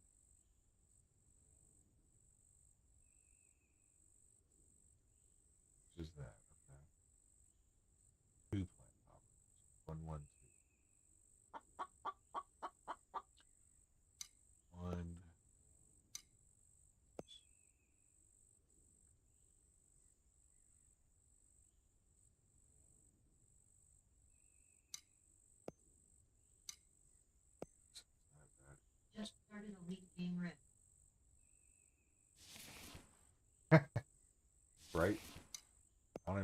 that's the queue. Check it in a second. Let's see. All right, so now we're good on our gear. So much for an announcement. Right. So we've got a pickaxe, stone axe, pickaxe, spear, and torch. All right. So now, the sun needs to come up. This is crazy. So let's see if we can find something to eat.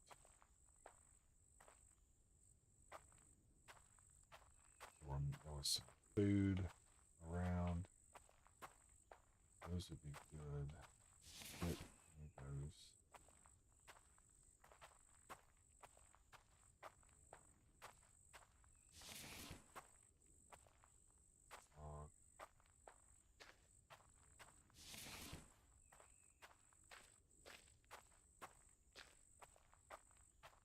Melons and pumpkins in this kind of open space.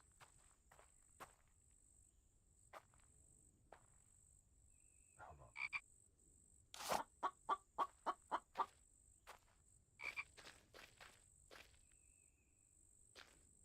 This being known for announcing things well that's key. Oh, we got a frog. Harvest the frog. Nice. Got our first kill. I am a savage. I've made my first kill.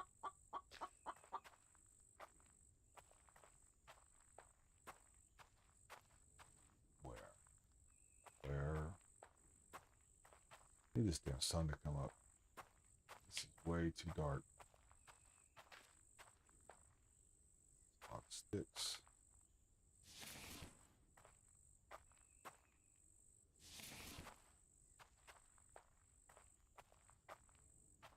Let's get low. Frog. Stealth mode. Got it. What? There. A frog.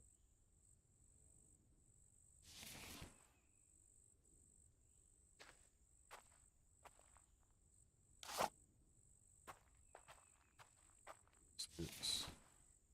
Hopefully that's enough sticks. And I have 15 sticks. Frog. This should fix our protein problem we had. Let's see if we can go back and cook this. See if mortal's back up.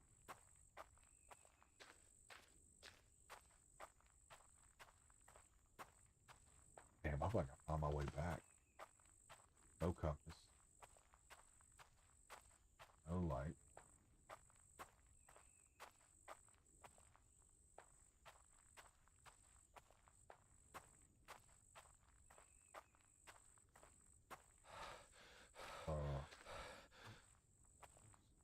Road.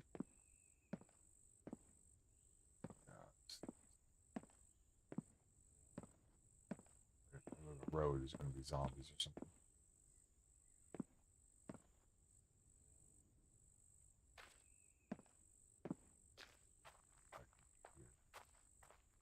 Road.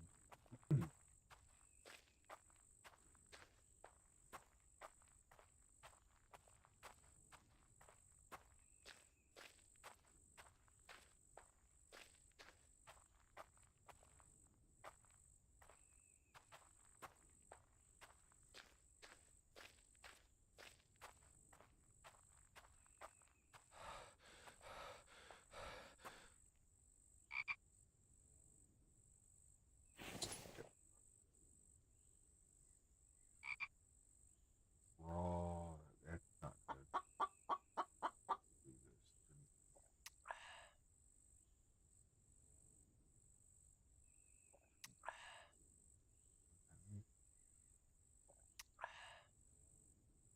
Our water. Great. Okay. Eat that. Our food.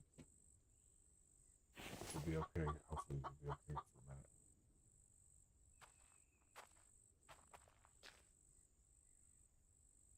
Is that water?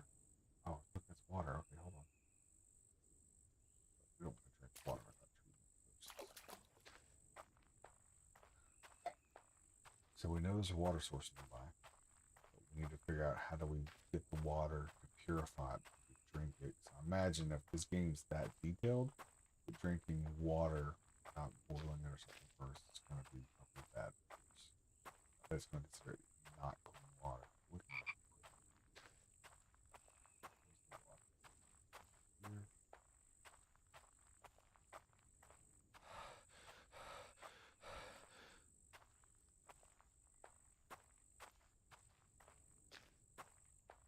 Here's got water.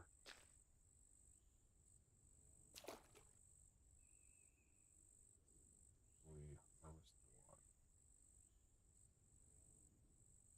Then build a water basin. Okay.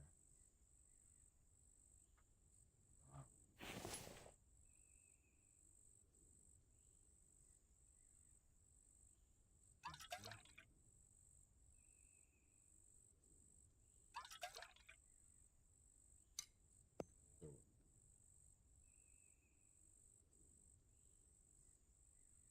all inventory item is very dirty or clean water. Drink clean water from this. I don't know if I do this, so I'm gonna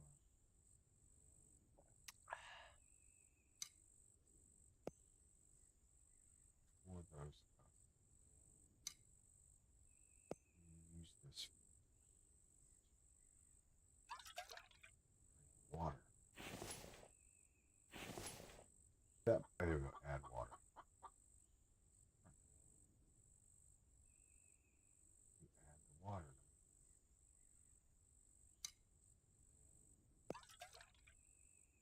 Dirty water. So I've got 60 of 60 dirty water. Now I need to find a way to purify it and boil it. And then I gotta see this. Really no idea how close I am on that field.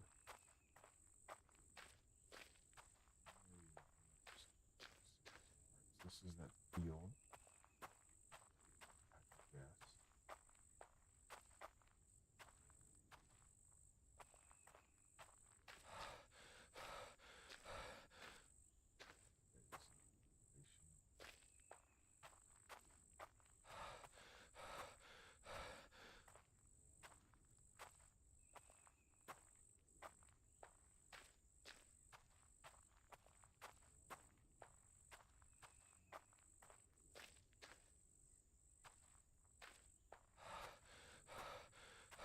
Water.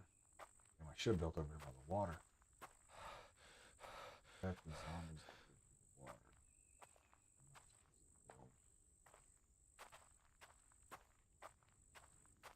Build over the water. That would be about the next spot. Just the road again. Where did that build myself?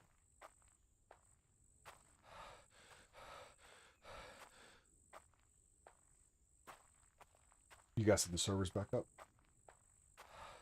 I would hop over because I feel like I am lost in the dark.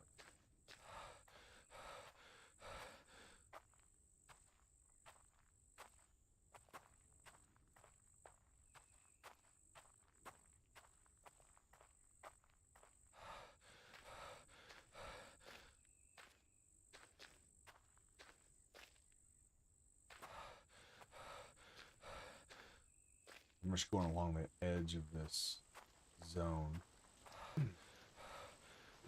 Clear. I know I'm built clearing like this. So I'm kind of bouncing around the edge.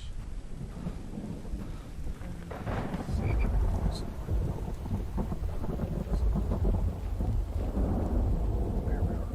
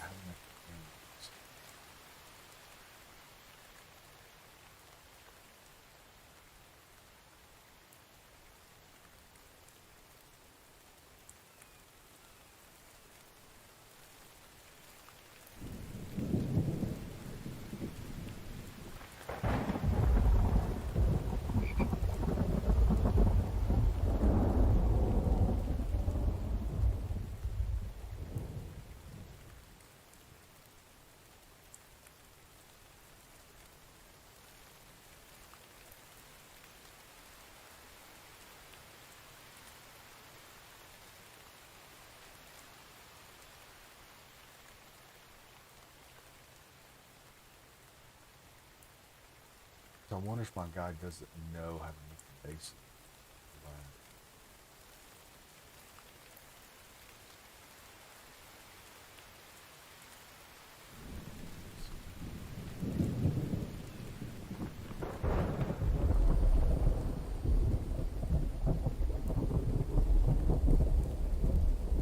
Back with the saw bench.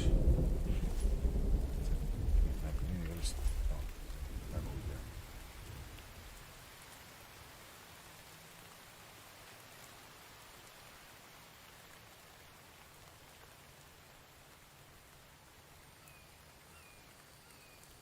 Oh, here we go. Storage.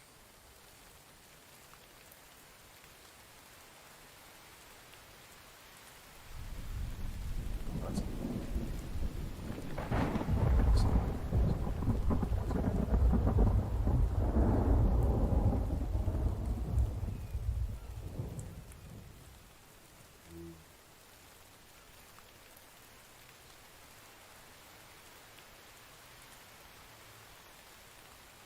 6 points. So, water here.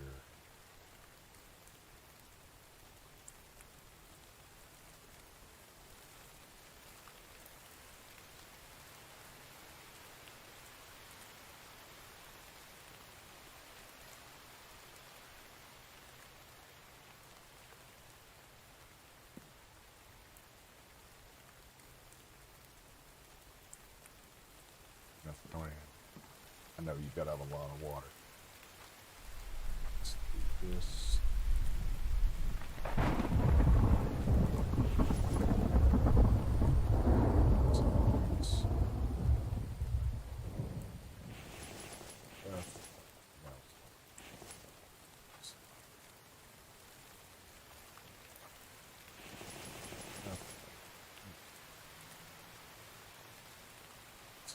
Wood. So far, so good.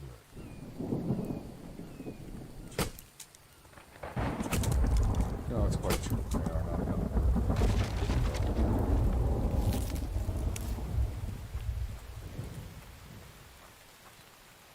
Table, small table,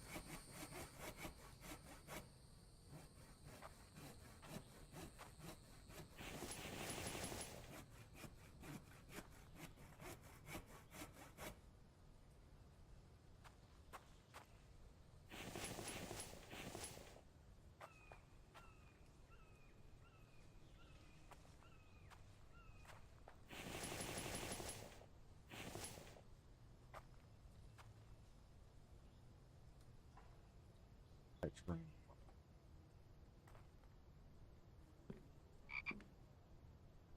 And fire, I guess.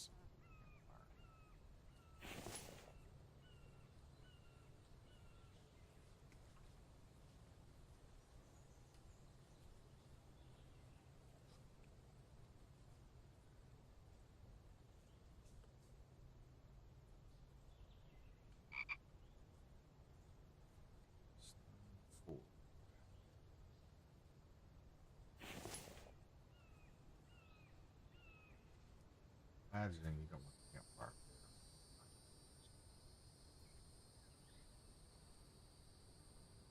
Let's see.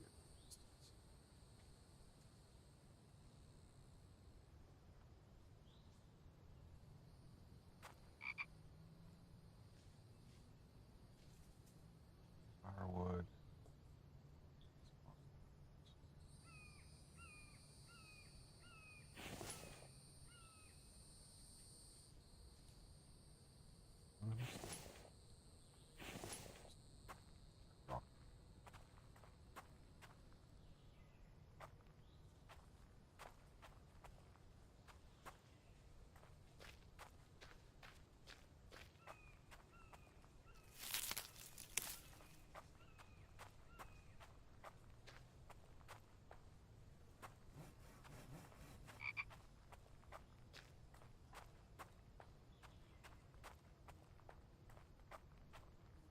Oh my god, I got a water source right here. Oh, that's awesome.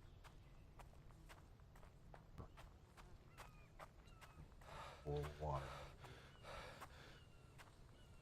Stone.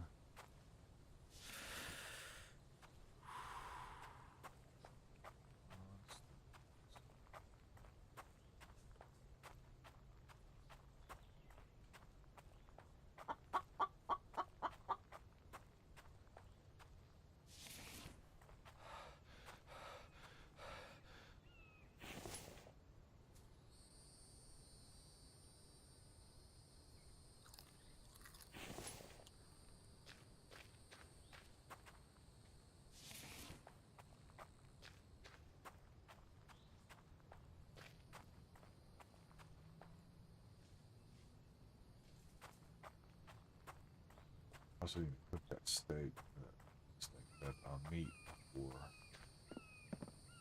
spoilers. Do that next. As soon as we find some more stuff. You know what? This is crazy. We gotta be able to harvest this. Let me go back and look. I wonder if we can just harvest this.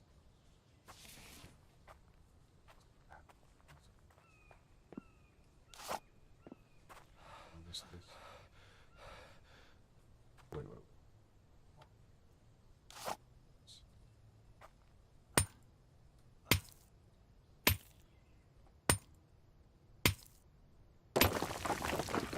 Nice.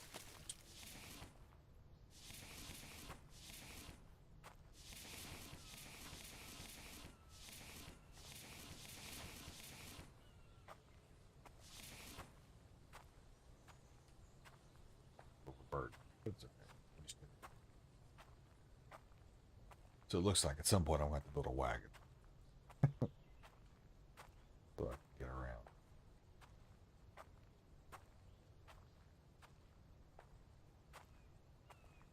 With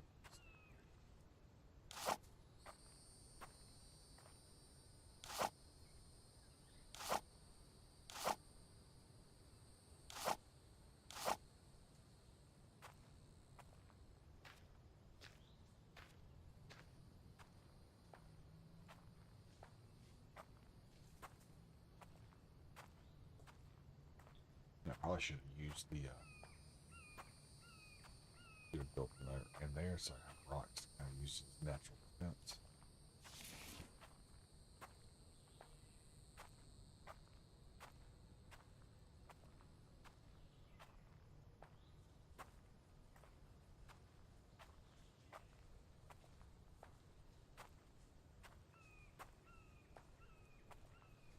Zombies. Good. Far so good.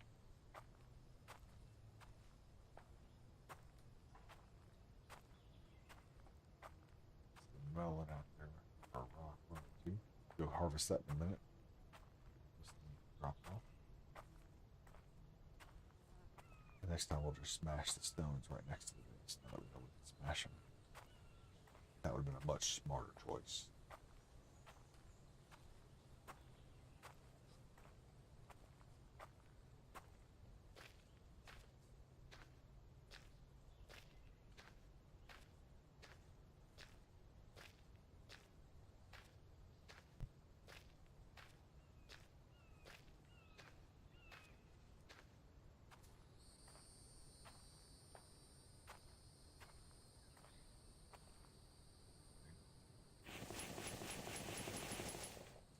Stone. Iron. Stick. Stick.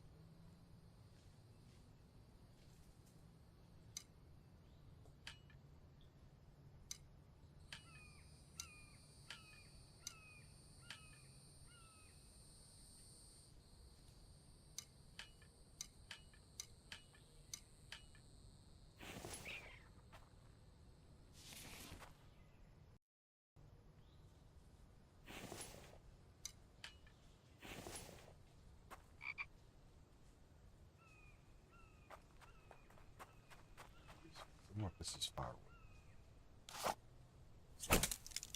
Green.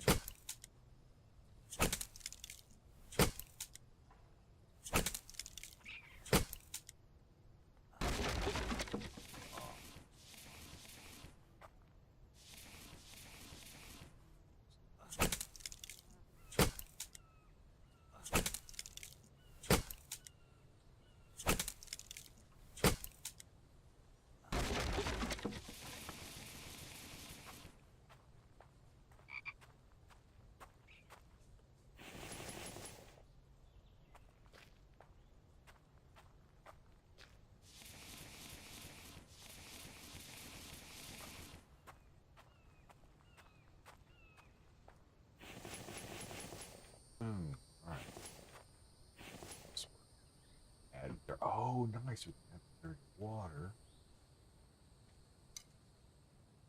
There. Water. And use the lighter. This here. Here. There. And go here. And use the lighter there.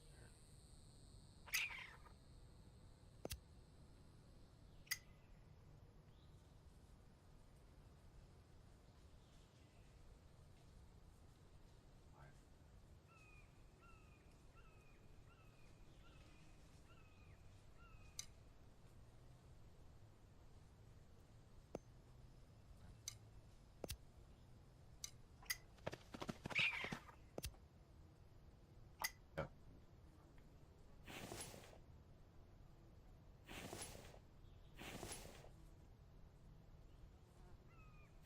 Start.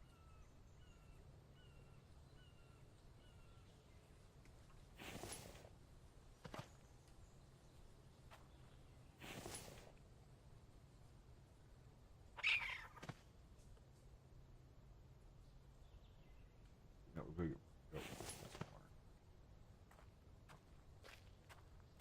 Fill that thing up. 200 water.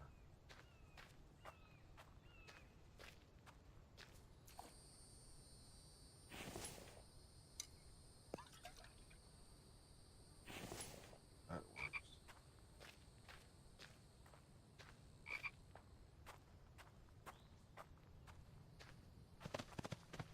Whoa. Little bastard. Back here. Steal my food.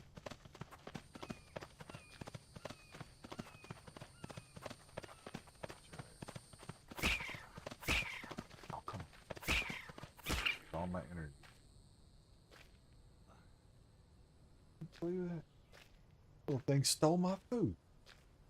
Man. Thing is ruthless. So how do we carve up this raccoon?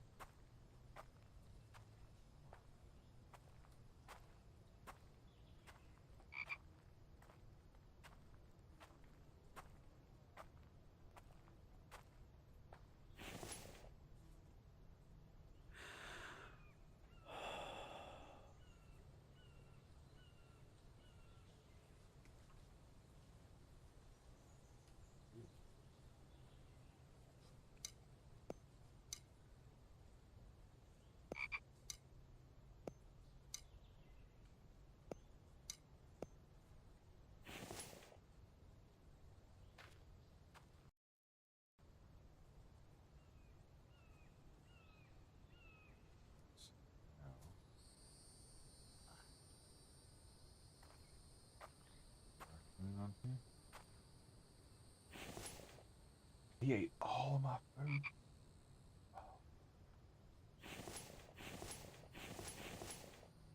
He ate all that.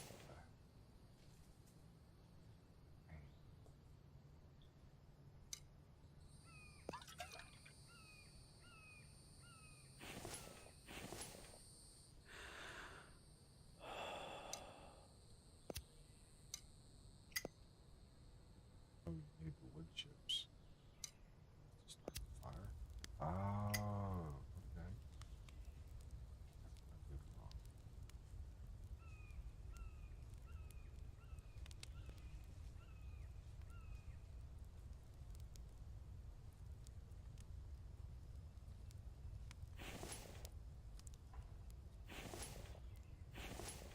Cook that. Probably not.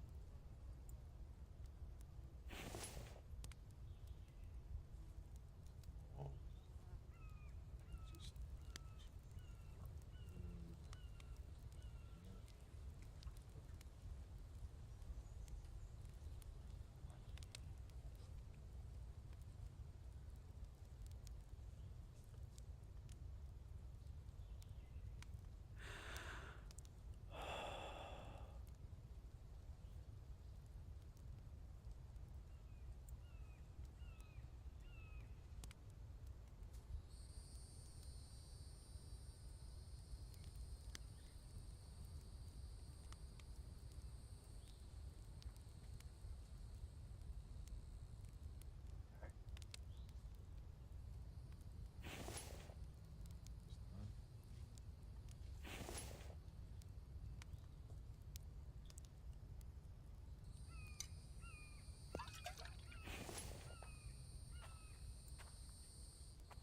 Cool.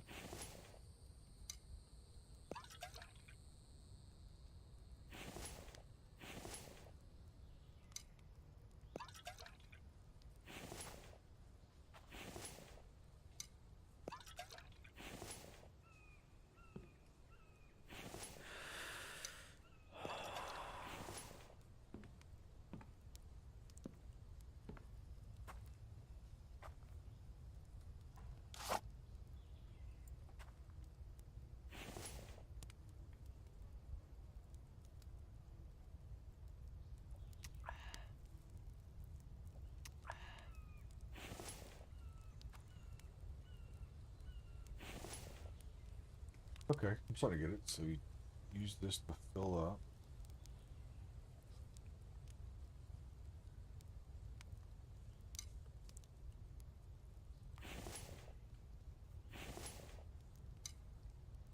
Fill that up. So we need to find some frogs. Get this one.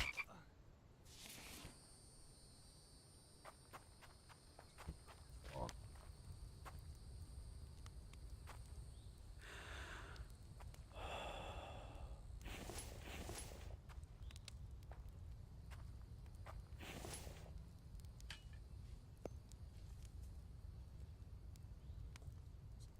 Alright.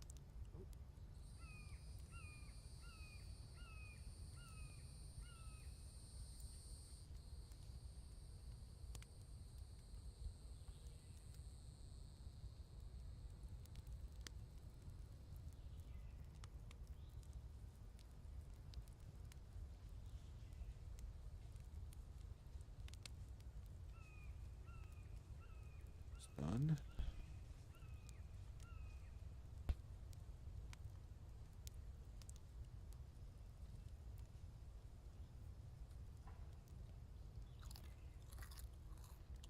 So my hunger's filled up.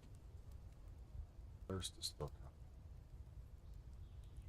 At least that work. Fire off.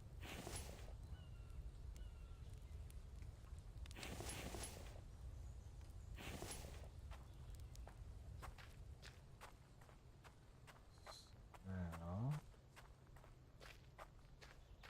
water.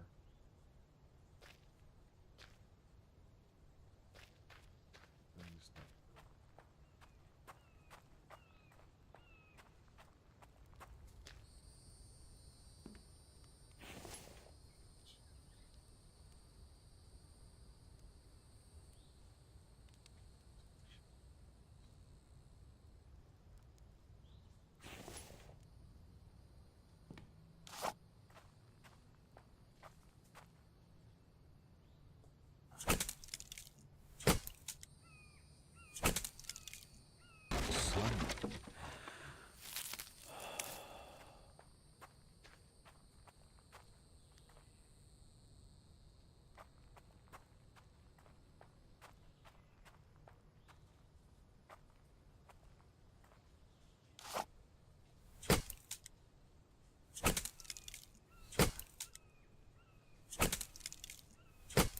see there's a bar down there.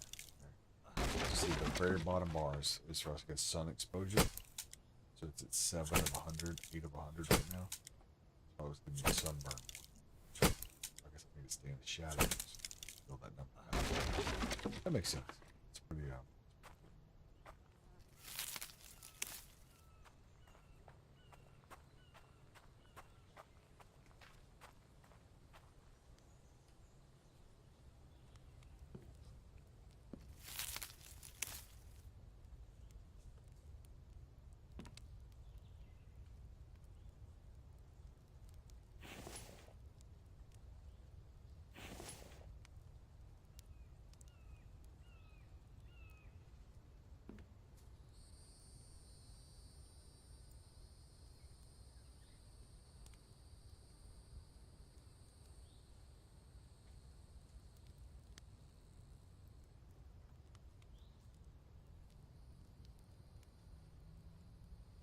this.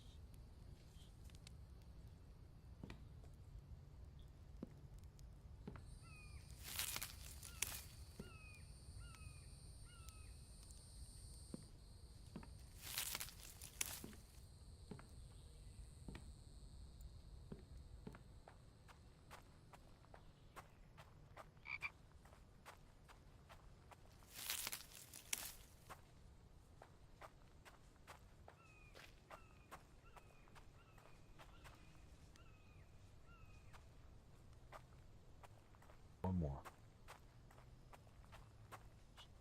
Help us avoid the sun exposure for a little bit. Down at 30%.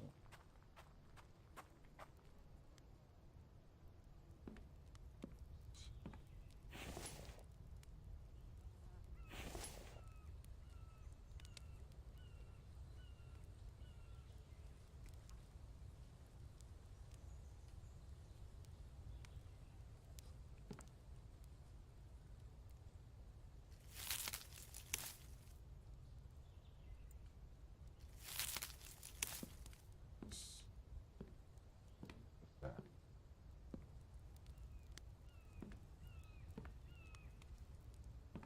Green patch. Doing pretty well.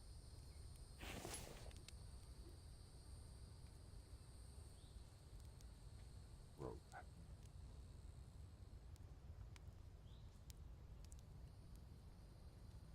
Thinking about chopping trees or crafting it from bark chips.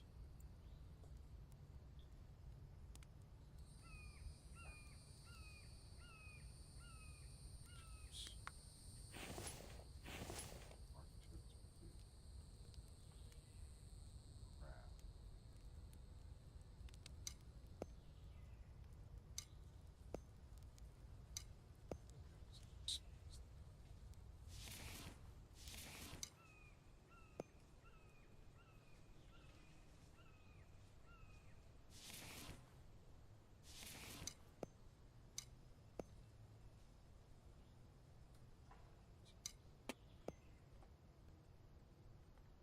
So it is.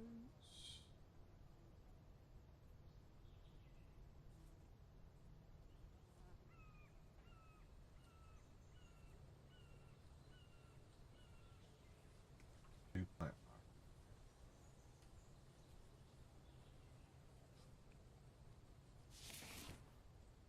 Why am I sun exposed? Under the.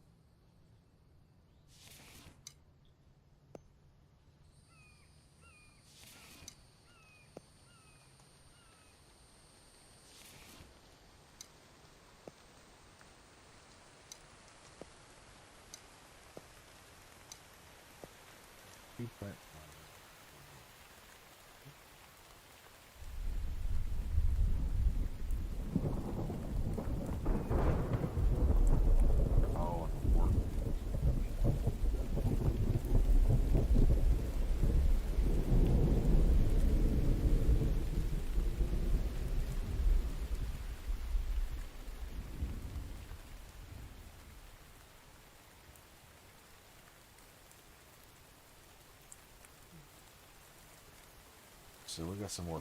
We got to figure out how to get smelt an ample.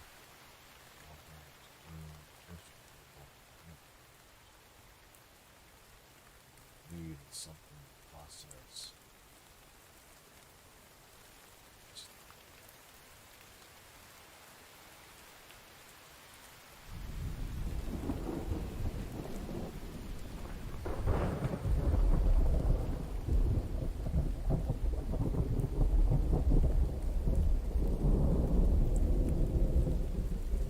Well, I guess that's going to be about it for me, man. But minded down a little bit, unfortunately. I was really wanting to play more tonight. But I have to say, I'm really impressed with this game. A lot more polished, a lot better than I realized.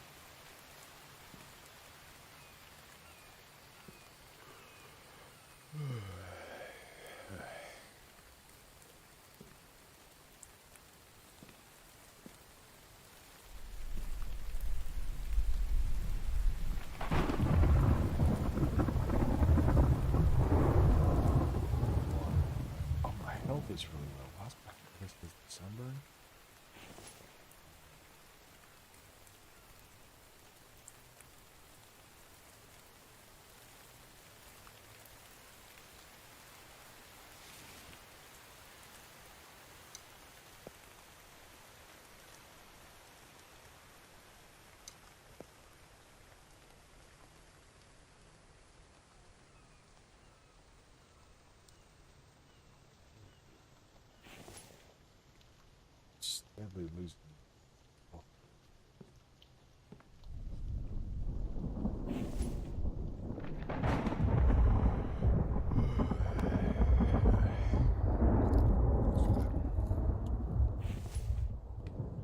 Maybe we need walls.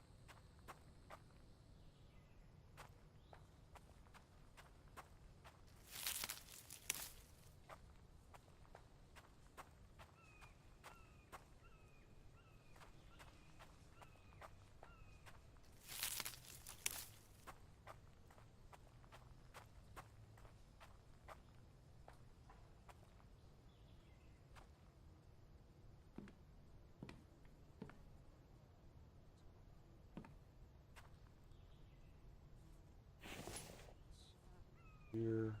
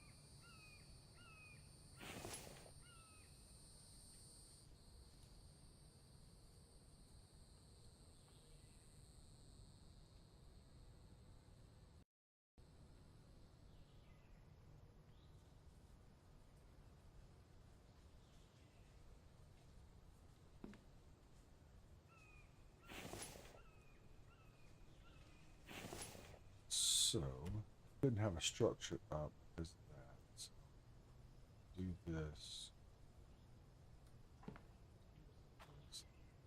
This one.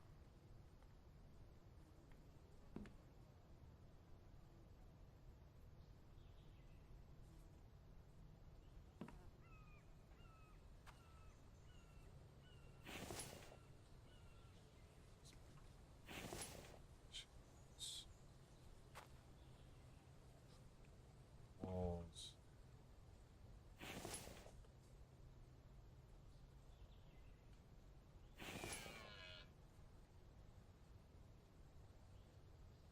This doesn't have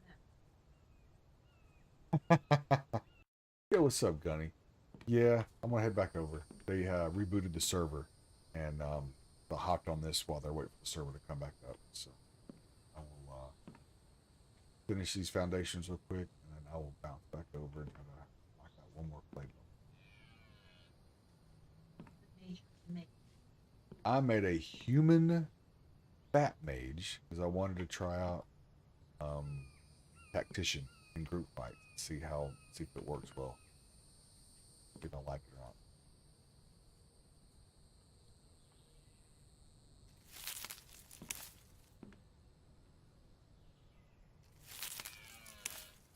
Never had a. Usually always been Shiva mages. I've never really had a fat mage before, so I'm gonna give it a shot. I like it. Oh, no. Got some wood over here. Thanks. So I figured while MO's down, I would play another survival game and try it. I've had this one in my Steam library for a long, long time. Never played it. This is my first time playing it, and it's actually pretty impressive for being a single player developed game. It is really impressive. That is correct. One microphone is for stream, and then the other microphone is for chatting teammates, guildmates when I'm game. Because I use a two PC setup, one to stream and one to game. So the one mic goes to the stream PC and the other mic goes to game PC. And the reason I love these mics is it's the HyperX Quadcast. You just touch them and they mute.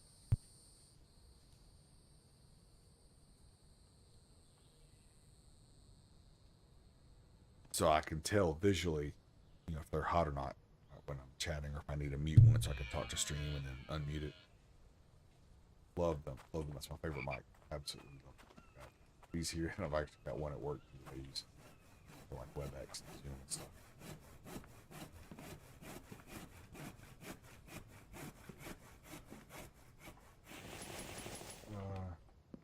More.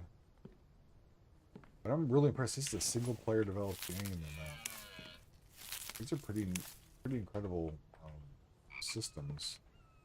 Pretty elaborate systems. They have things for crafting. Got a little bit more.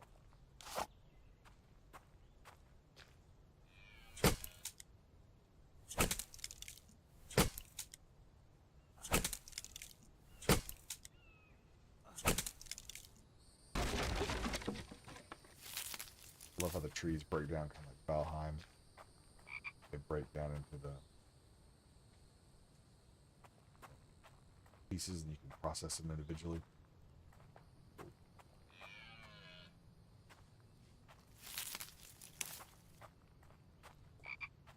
Let's see, we got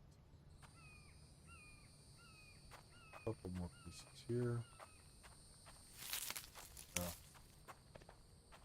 These two pieces done. Boom. This one needs one log. Thanks.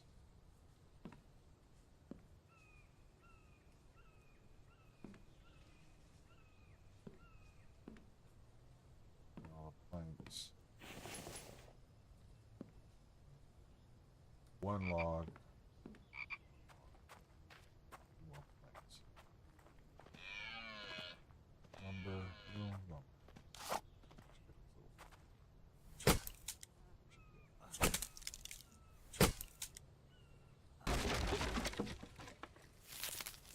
Character's getting some exposure, so I have to get sheltered soon.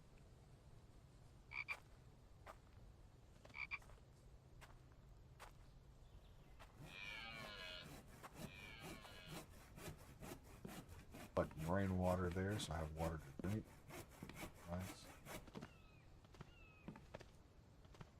Thanks. Oh, alright, cool. It's done. The funniest thing though in this game, I put some food, some frog meat on the fire to cook.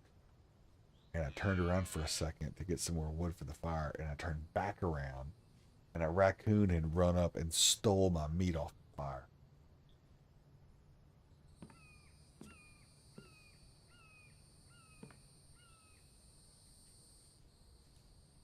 That's alright. I got that raccoon.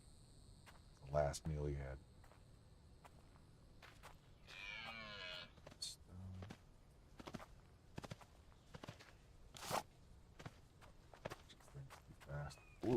Ooh, maybe. Turn. Some nice food if I can get it. Ah, what is it? Waste all my energy. Set this thing down. Ooh, that was a big hit.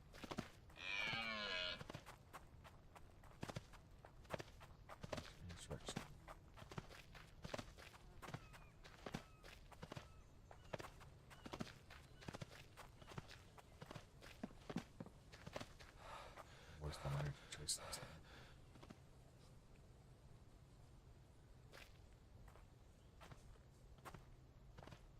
It needed to go back a bit earlier.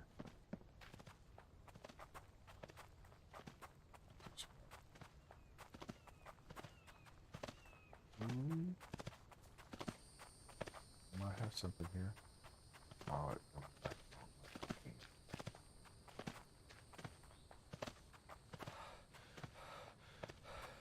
I'm gonna be low on the hunt. Movement so fast in this game.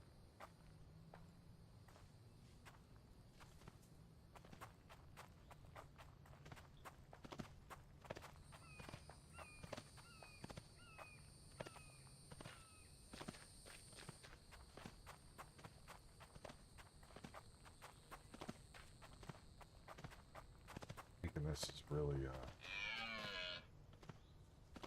bow and arrow type kill. Ooh. Ah.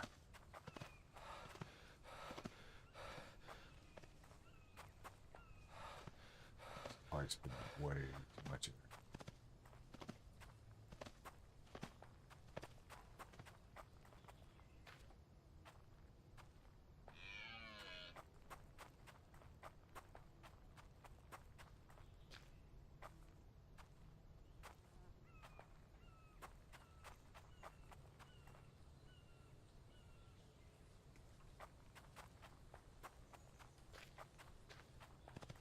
Stick with the frogs. Now. But yeah, that thing sure did steal the. Still did. Ran up there and stole my meat. That's crazy. Not expecting.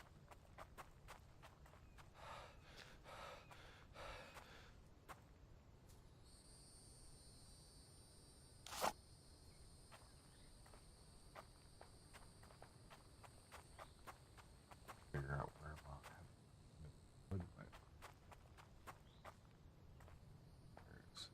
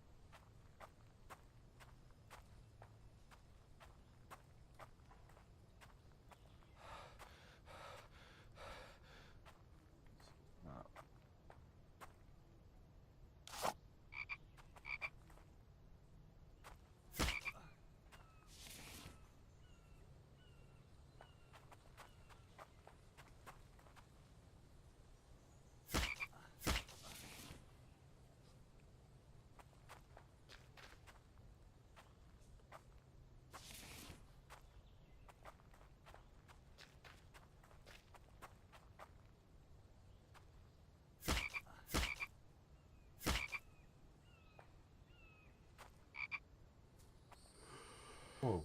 Who live? That's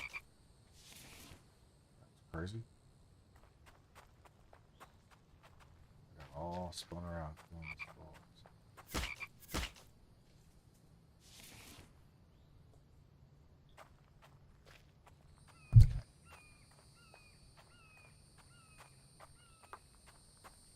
Here, last time this happened, nighttime. But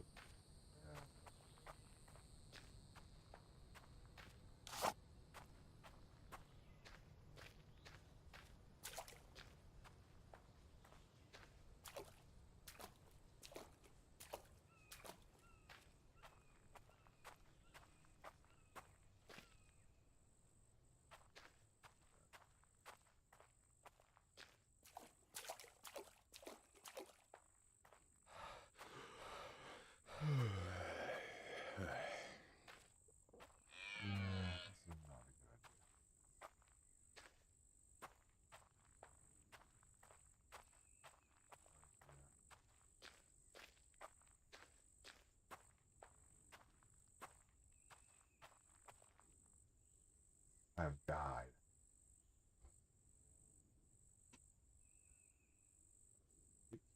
I have died. Can't even see my stuff. Let's see what happened. Where'd I go? Start over. So where's my stuff?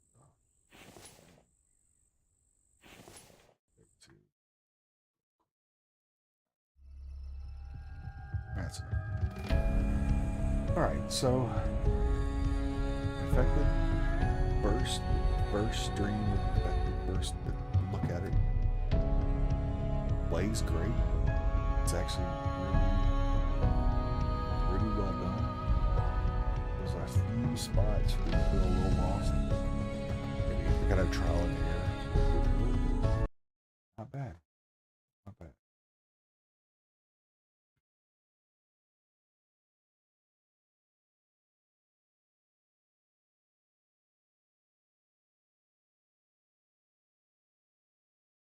What time is it? Oh damn, okay.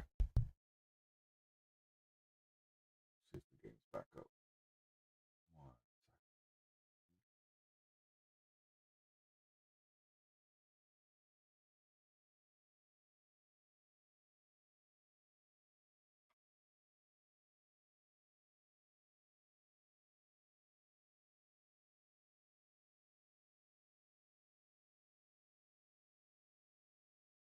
Boom. We are back.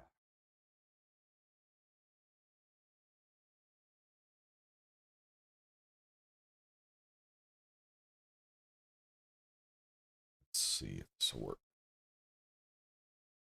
Hopefully it wasn't too big of an update. Hopefully it wasn't an update. Maybe it was just a reboot. That would be great. If it was just a reboot.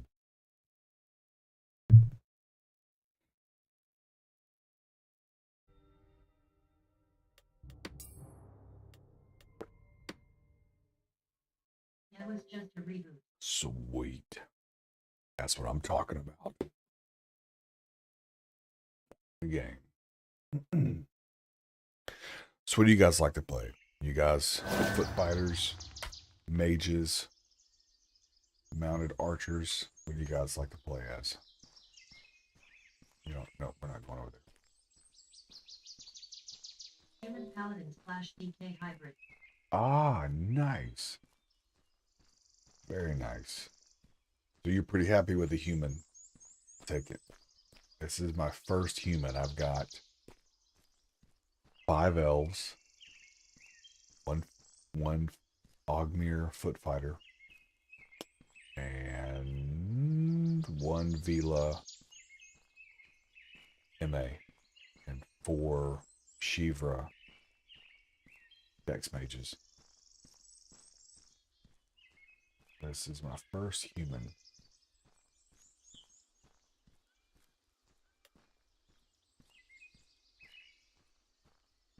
It's weird that my health is so low.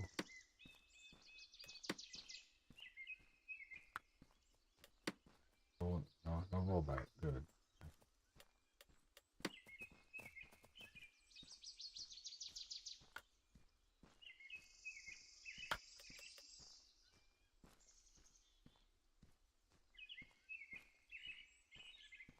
Really, I want to level this guy up with necromancy and just drop all surges in group PvP. And only do half damage to my crew and full damage to the other team. The opposing force. Alright, bandits. Yeah, I like non-meta built personal Nova while I run X. Man, I haven't tried axes, but the theory that you can hide, whether it's an up attack, you know, an overhead attack or a right swing, by turning your body, sounds pretty strong. In theory, at least.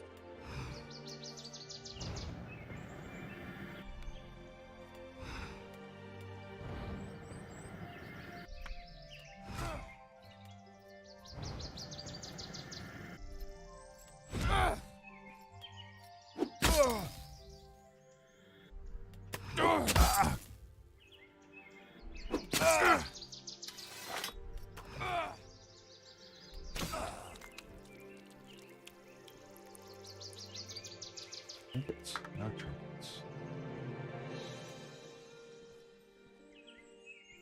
Come here, you. Where you get your buddies.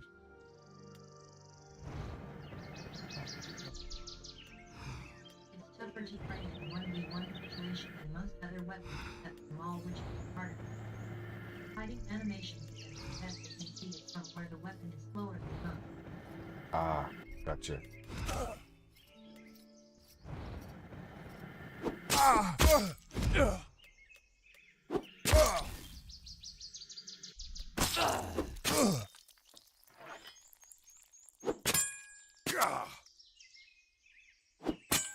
You're a human with a shield, were you? I mean, with a spear? No. Two shall stand. Two shall fall. Good. Oh.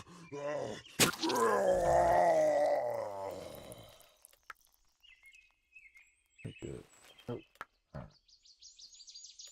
Heal. Get back to our Mage.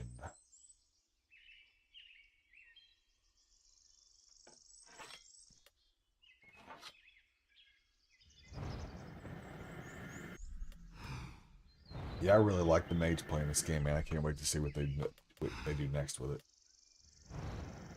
Like with all the elementalism and some of the other stuff that's coming. Seems really exciting.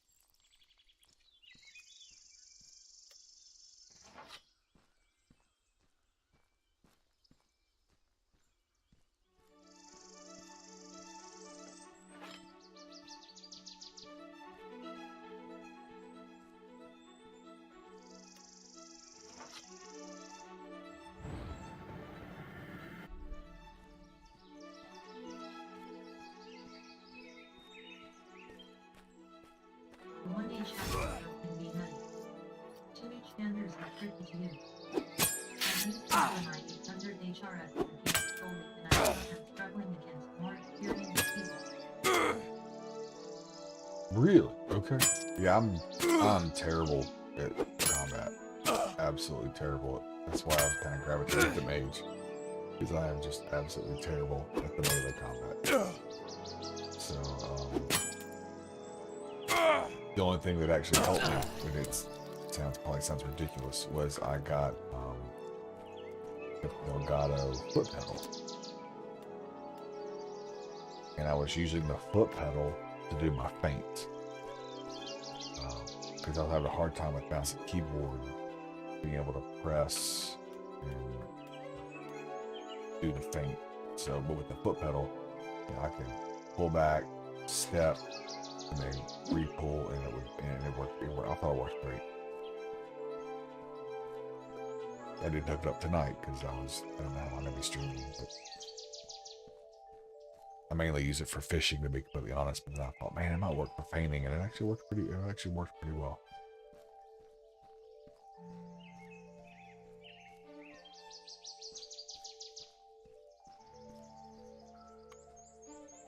I'd love to fight inside the. I've heard of a few people using foot pedals for things in this game. Yeah, the Elgato one is nice. It's got it's 3 foot pedals, but it looks like it's just like a solid. No, I got it right here. Shoot, what am I saying?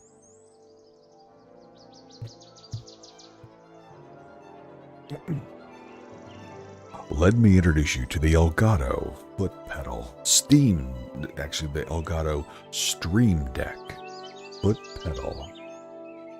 Behold, it's 3 buttons, a left button, a right foot pedal, and a center foot pedal. It's very snappy, very responsive. a single USB-C connection to the back.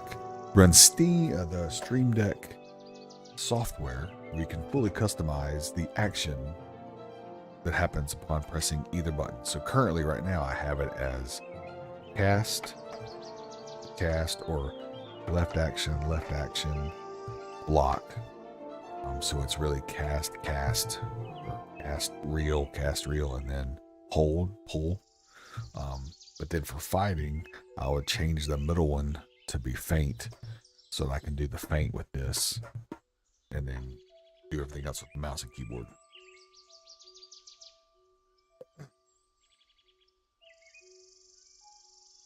With the fishing, you can just do it with a sound. I can put one headset in, one earpiece in, and hear the fish bite, hear the line strain, do all that with my feet.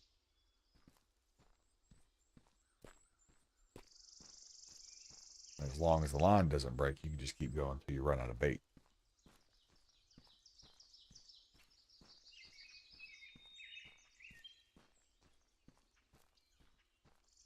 Fishing's pretty good money. I don't know how long it'll be good money with the gold prices coming back. You know, things coming back down because they were so inflated before. But yeah, fishing is the only way I've ever made money, like, you know, pretty much on my own.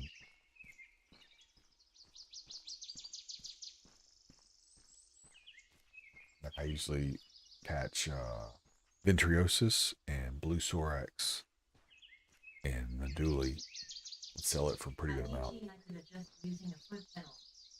LOL, fishing is a very good money maker. Yeah, man, I haven't tried Calx fish or Blood Kua or any of that stuff yet, but I've been sticking mainly with Blue Sorax and Ventriosis, and those have both been pretty good.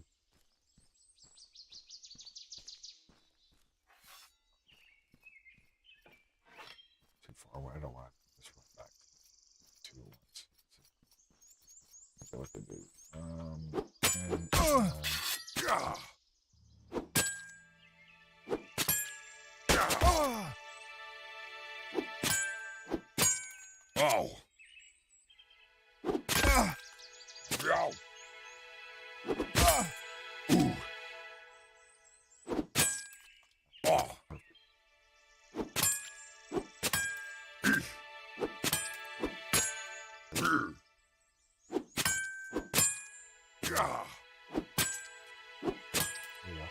Spaced out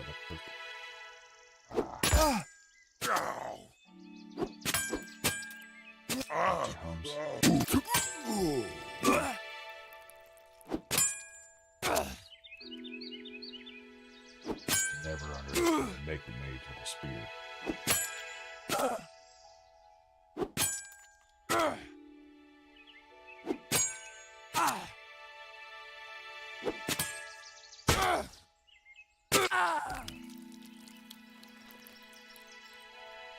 Only the risers were that easy. I wouldn't have to stay so long in Haven. Right.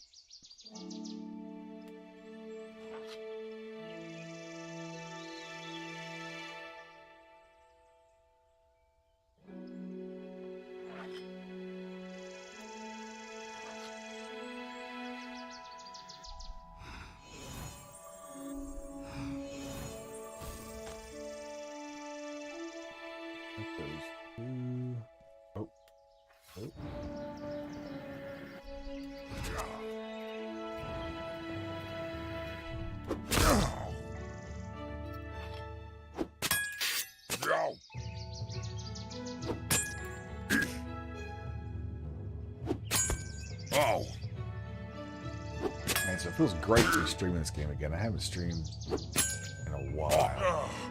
Man, it was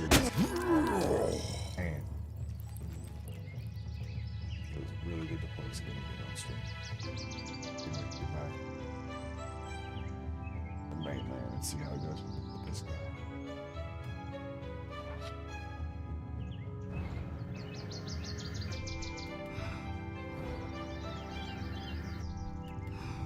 Even just like sitting around smashing rocks, would be in the game. The environment, I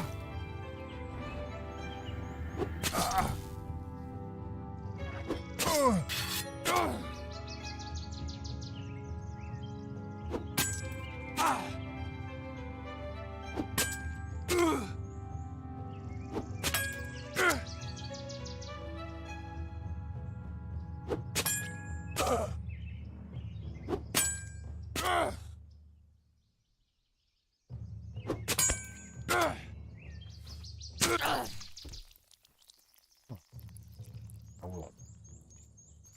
So you will take this. Spear.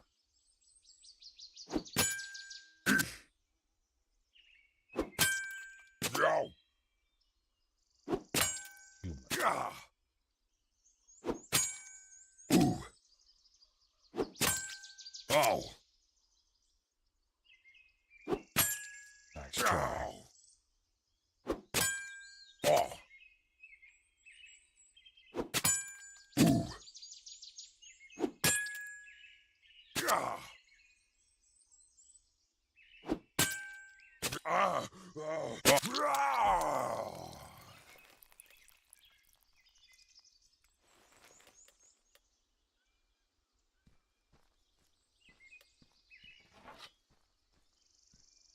All of them? That might be all of them.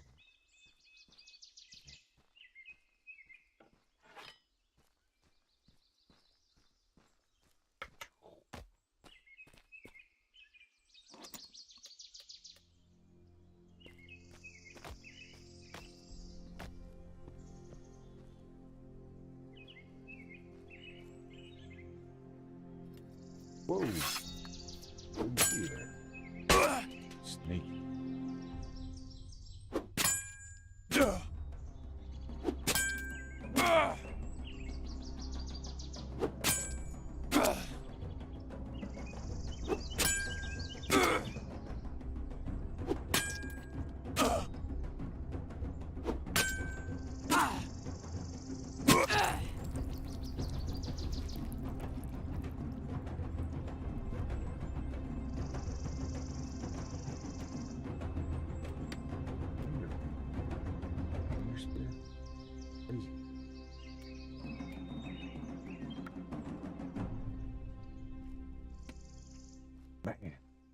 Man. So were you involved in the big Kodo Coalition ACT fight? That thing looked amazing. I was completely oblivious to when it was going on. I was fishing in Maduli through the whole thing. And I had no idea. I hadn't looked at the forums for a couple hours, so I didn't see any of the messages about it. I was just kind of watching some TV and doing some fishing. And then all of a sudden, a couple hours later, I looked at my phone, messages in Discord, and I was like, oh my God, I was right there and I missed the whole thing.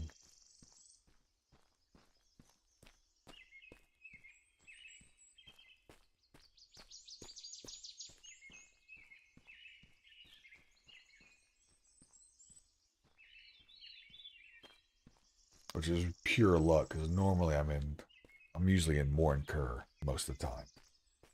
But I happened to start that guy over in Maduli just for the fishing.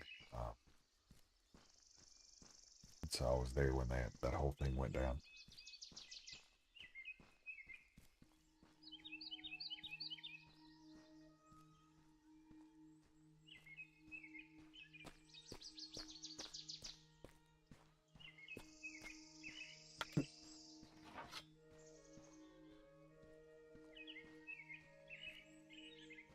Any more bandits?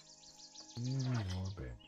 No, we might just go nuke some skeletons down, some zombies down.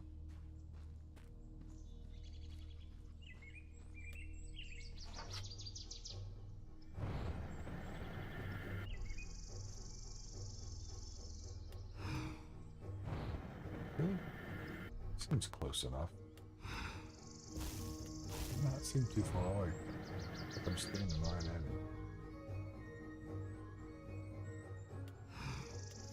Yeah, see, that's what I thought.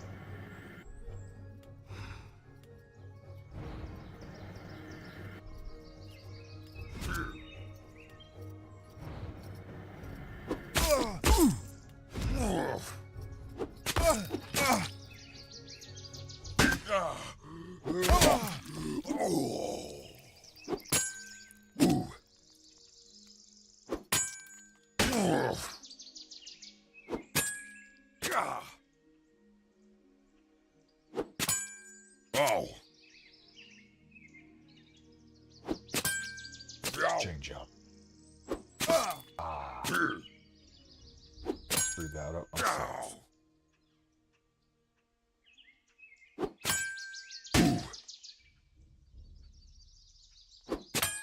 Oh. Nice. Ah. Brr. Ah. Ah.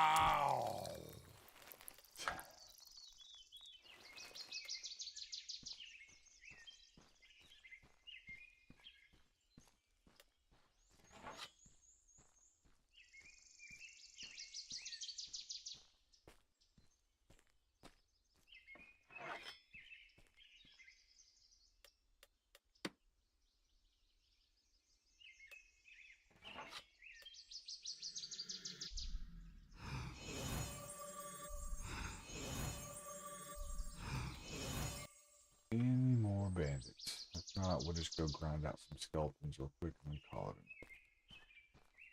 it. It is late. Thanks to the server reboot. Well, damn. We get a little bit more done tonight. Oh well. So what do we think is going to happen tomorrow? We have a big stream from Henrik himself, the man, the CEO. Last week, he showed us storage bags on Campodons, turtles, terror birds, and mulvas. So what do we think is going to be shown this week?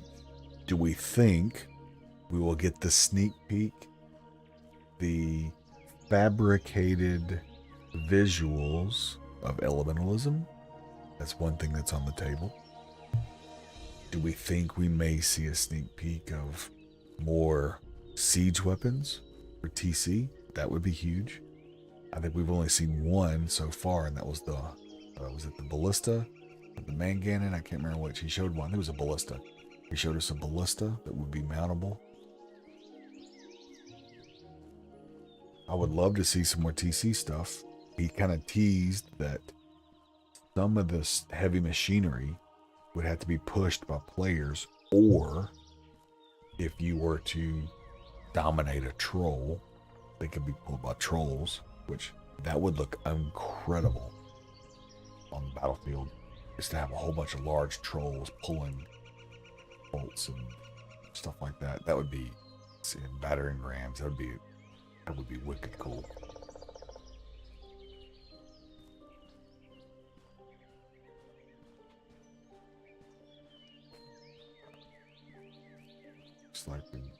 Just like the general or commander's up or whatever, so we can go over there and fight him too. Just blow these guys down real quick. How far away are we? We are too far.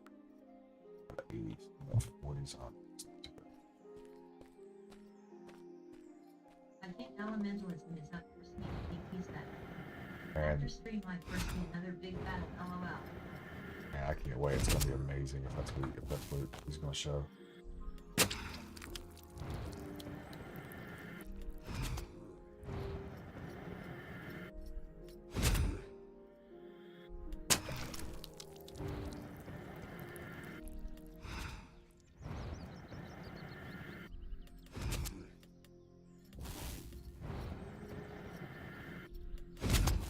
Oh! Man, this dude's got hella health.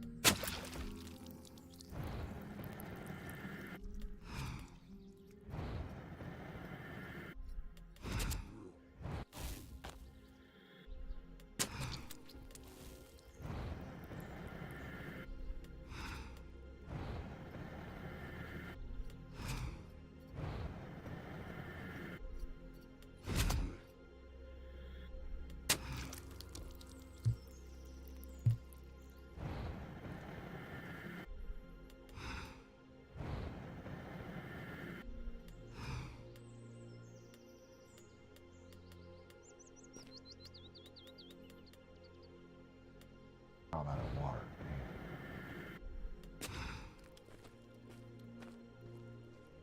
Man, give us some water. We out of water.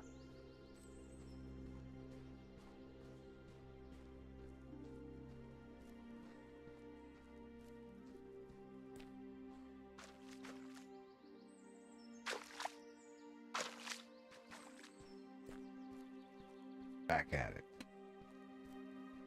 Yeah, I was looking at some of this stuff. The animations from Elementalism in MO1 looked amazing. Like there was one like you could summon like a boulder wall or rock wall type stuff to create like physical, barriers in a fight. It literally alter the battlefield. That looked really awesome.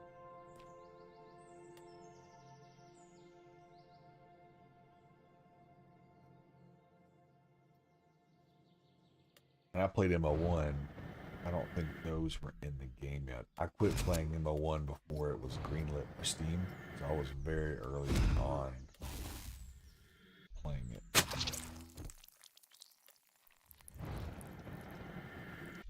I never got to see some of that stuff that was later on.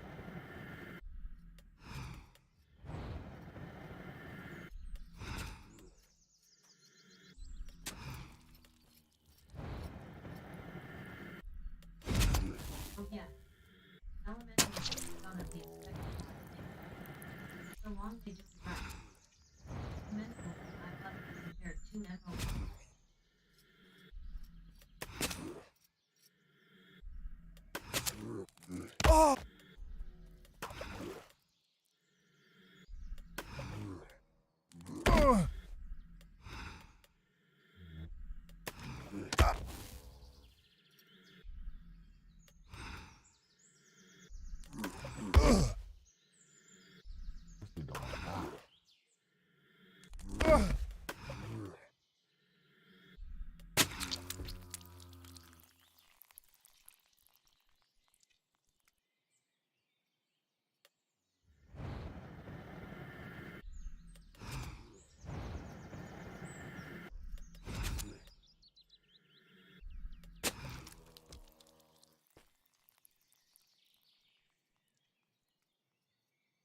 We are 50 away.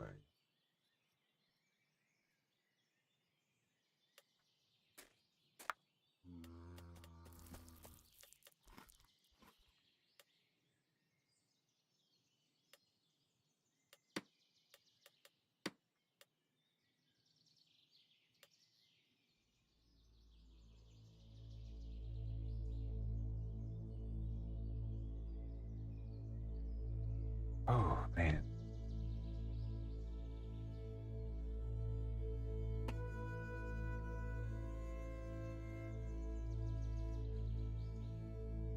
I'd go kill that general, but I think it'd take forever with my spear being so low. I think I'd hit like 5s, 10. Just take forever.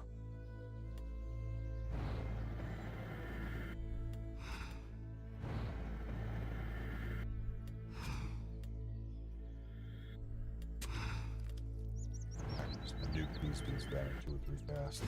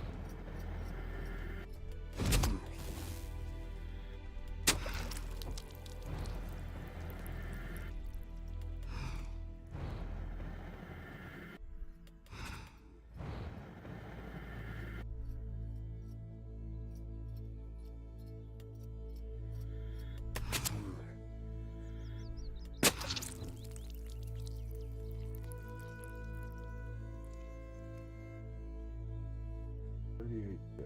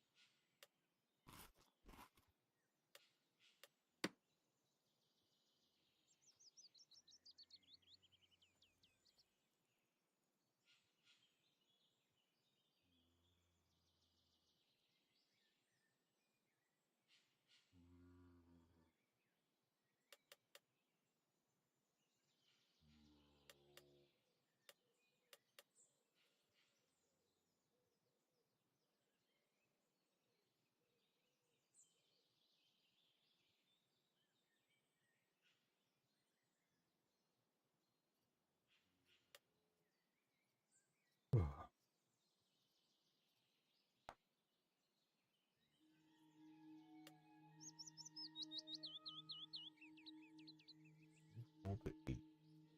Well, damn. Never stopped me before.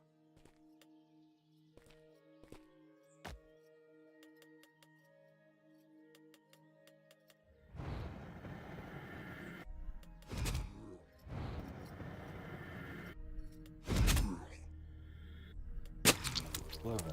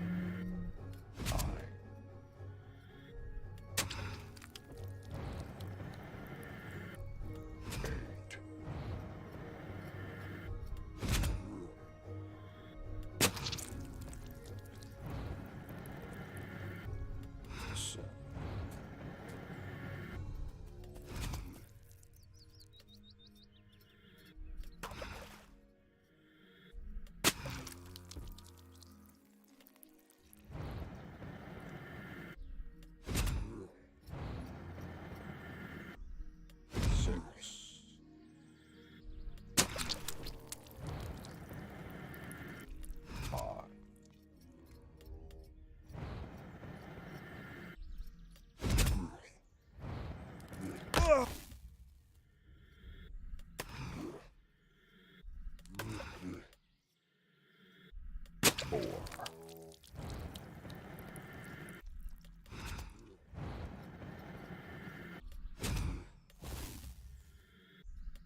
Three.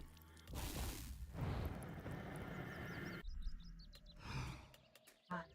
Yo. My friend wanted me to play with him, but I haven't seen or heard much about the game. What's the experience like so far? Ah. Excellent. That is a fantastic question. It is an amazing experience. From the character creation to the play style, you get to pick and whatever you want to do. Right now, I'm playing as a fat mage, which means I have high constitution, high health, high max intelligence, and high max psyche. So I have the biggest magic damage and the biggest mana pool I can get for this race. It also means I'm incredibly slow. I'm incredibly vulnerable. This stuff gets to me to hit me, so I have to try to take it out before it gets there. But say I don't, I can still pull out a shield and defend myself with parries, or I can try and attack with the weapon. I'll pull one close so you can see what it's like. So the combat is very unique. It's directional combat, something to like you would see vaguely similar to like Mordau or Chivalry. So it's directional attacks. So so like he's attacking from the left, so I can block. I can block from left. So I'll show you that. Let's see, he's gonna go to the right. I'm blocking to the right. Once you block, you get a parry bonus where you can immediately counterattack for full damage. The left block. Here is a low block or a center block. Thrust block, what are you going to call it? And then there's a right block. So I get that parry. It's a 0, then parry, and there's an upper block. And that can come back and hit for full damage because I'm using my parry. Yeah, otherwise you have to fully charge like this, and then you attack. So that's that. And so the way this works too, so say if you're new, right? One of the best things you can do here is you can harvest the heads for money and the material, the carcasses. So I'm going to be too fat here in a second. Hardcore mode. Players can kill you anywhere and take your stuff. Correct. That is very true. So I'm grabbing all these things here that I can loot. So it's all this bone tissue. So bone tissue, so it's carcass now. It's, you know, zombie carcass or whatever. Yeah.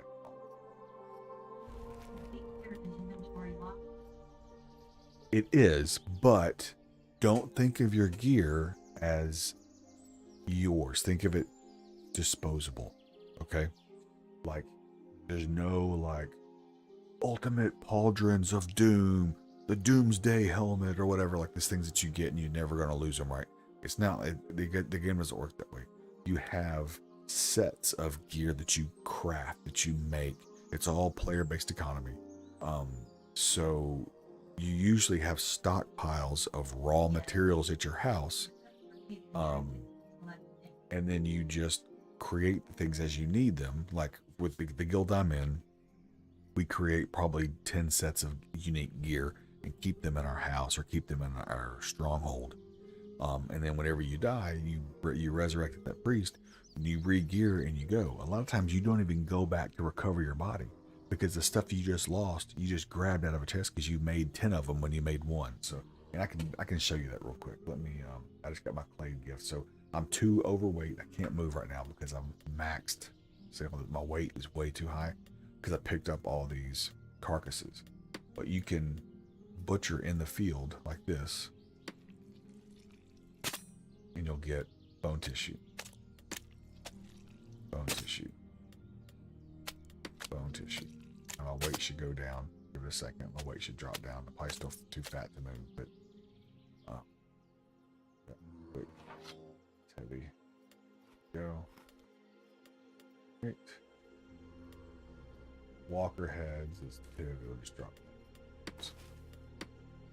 So this bone tissue, it's too heavy for my mage to carry, but this bone tissue, if you're here in Haven, which is the starting zone, now the starting zone of Haven, you cannot be attacked by other players in Haven. So it gives you a chance to learn the mechanics, to read some of the books to gain knowledge. So the game is very deep when it comes to crafting and knowledge and abilities. So you have your action skills, which are essentially your combat skills, your gathering skills, but mostly your combat and your magic skills. And then drop this down. 2,000 to show you how to craft it. I'll drop the rest of it so pieces do swarm. And so, but then the other skills you have, these profession skills, that's going to be like your crafting, and there's a lot of options. So you have, if you wanted to be a tamer and you wanted to go out and you wanted to tame horses, or wolves, dire wolves, any of those kind of things, cougars, turtles, and then you wanted to either sell them or use them as combat, that's based off of a couple of things. One, you have zoology, and then mammalia, and then from inside of mammalia you have this Pegasus foray, or Pegasus, I can say it, Pegasus foray, but that's essentially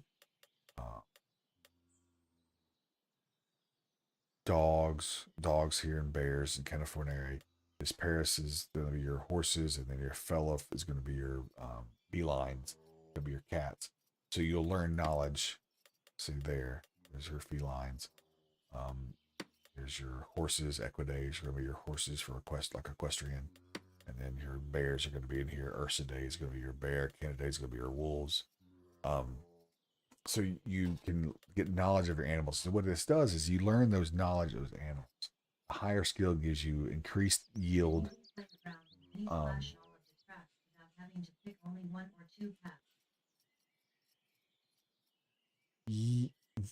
Yes and no. You can't be a master of everything, but you can specialize in one, maybe two. Depends on what you pick. It depends on what you want to play. So I normally play elf or Alvarin mages, and so with those, I can make my own armor, I can make my own daggers, I can make my own shields. So then I can completely equip myself without anyone else having to help me. But that's because you have a limited amount of action and profession points, so you cannot do everything. So as that mage, I can do that. But if I was going to be a specialist in armor, then I could not do the other stuff. Because to be a specialist in armor, I could show you, you would have to go down here to armor, soft armor. So you have two sets of skills. You have primary, which these are what the points are for. Which says primary, you have so many points you can spend total. And then secondaries are free. So if we went to armor crafting, you have primary up to 100, soft armor up to 100, but then all of these are secondary. The Dremic, the Callardian, the actual armor pieces. But then laminated is a primary, which is like a medium armor. And then your plate armor is another 100 primaries if you want to max it all the way out. But so you could and then specialize. But then on top of the skill, you also have the material lore that matters. So if I wanted to make things out of metal, I learn metallurgy, I learn copper-based alloys, I learn iron-based alloys to get the steel. I'll use basic metals, iron, like there's a process. So like I can go and I can go over here. Do I have anything? Well, I'll do this. So literally you can walk over to anything like this. Like this is Grandum, right? Pull my sword out. But don't do this. But I'm just showing you. You can start collecting. If you look at the bottom left, contain the Grandum pile. Do it again. It's going to tell you how many I picked up. 37 units, right? And my if you see right there, it also says my petrology is increased to 22. So if I go back over here under my metal lore, now my material lore, my rocks, my petrology is increased to 22. My ignition block is 22, and then Grandum, which I was just hitting, is now 22. So you can do a lot of things through action. The things that you can't do through action, there is a library in the town that will teach you most things. Now, there will be a few things that are culturally based. So if you're in Tendremic towns, you can usually find Tendremic armor patterns. You can find steel, tongue steel, other types of metals only there. If you were to go to a Curite city, which would be the eastern half of the map for the most part, Morinkur, Bhakti, Moki, Vada, those are all Curite cities. Those will have specialties for their race. If you think of like Mongolians, they're known for like their horsemanship and their mounted archery. So Curites are kind of like comparable to Mongolians of famous, medieval combat lore. So when you go to those cities, you get mounted archery specific stuff, controlled riding, swift riding, laminated Curite, splinted armor, where it's the leather armor with the splinted bone and the splinted metal on the front of it. So it's kind of neat that you have and you can get katanas, the pattern for katanas in those cities. So it's neat that you have like specific, and then there's other recipes that you only get from going to certain NPCs. So there's ranger armor and riser berserker armor and riser soldier armor, mercenary plate. There's these different things, and like the ranger armor you get from a certain NPC. You give him a certain token, and then he gives you the pattern. He gives you the skill book. There's another NPC that you give him a certain types of gemstones, and then he gives you the riser book to make the riser armor type stuff. There's weapon patterns like that. There's magic books like that. Like you get certain relic items and you turn those in, and then in exchange for that you get a pattern for certain types of magic, like a skill book for magic, right? Or actually a scroll. You get a scroll for magic that can then be inscribed into your magic book. So as a mage, this is a lot of information, right? But as a mage, you have a spell book like this. It starts off basic, with just a few spells. And you've right now got ecumenical spiritism, necromancy, or the 3 schools that they have in the game. You start off with these basic ones, but you can learn and you can earn scrolls. And then if you can take them to someone who's learned the scribing skill, and they can scribe additional spells into your spell book. Or you can buy them at the auction house when you get to the mainland, where someone's already scribed them all into a single book, and then they sell them. Considerably more expensive, but it's an option when I go that route instead. Oh, neat. That's really unique. what else can I show you? So the way just a real quick, what I can show you. So these two structures you see here, these are for refining. So I have 7 accounts. You don't have to have 7 accounts, but I have 7 accounts. I have one character that's dedicated to be a refiner. All I want him to do is refine materials. He's got a higher percentage because of his race of producing additional materials because of his race when I refine things. He's an Ogmere. So that Ogmere has a clade gift or a racial gift that you see here. So when you go to your character, clade gifts are your racial gifts. They're based on whatever you pick.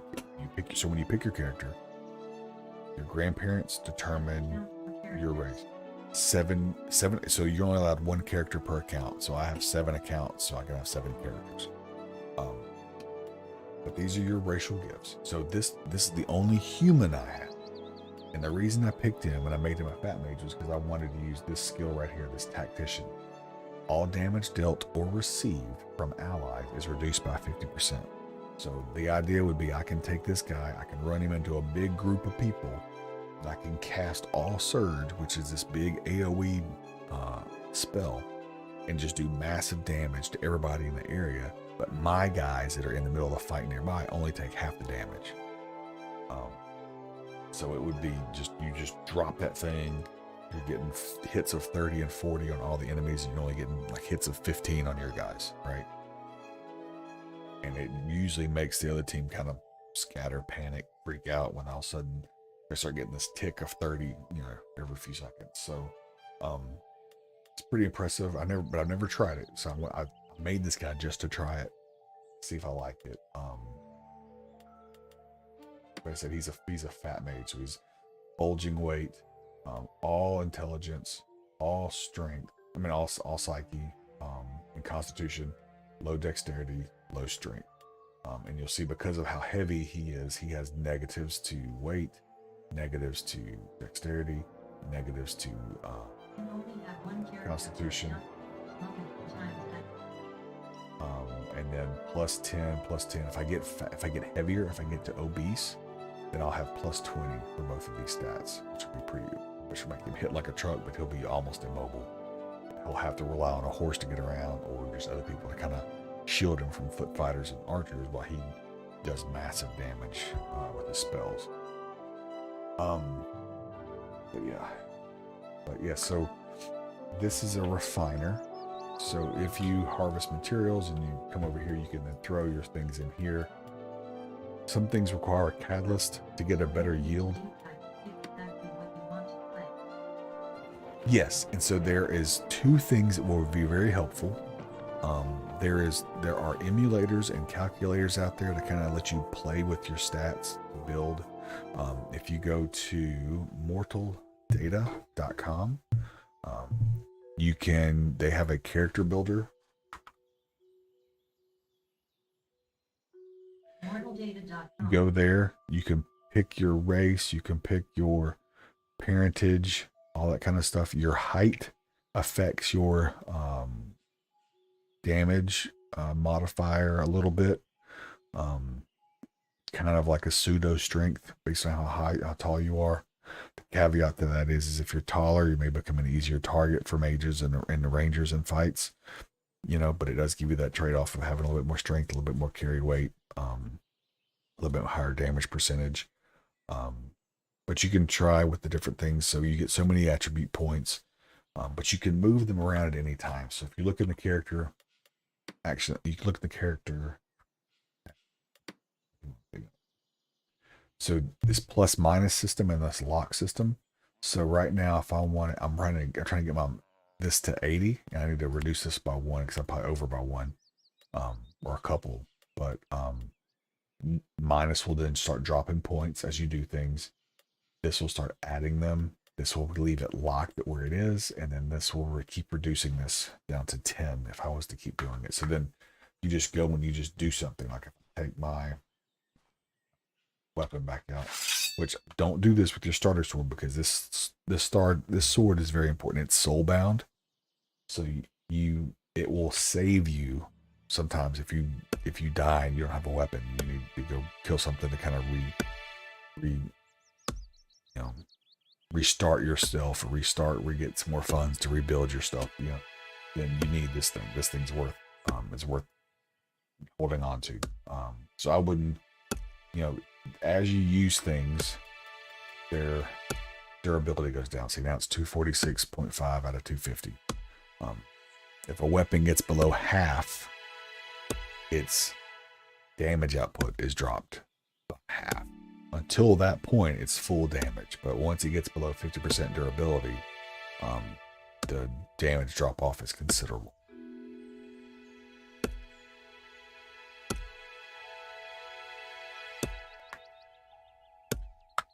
Look back at it.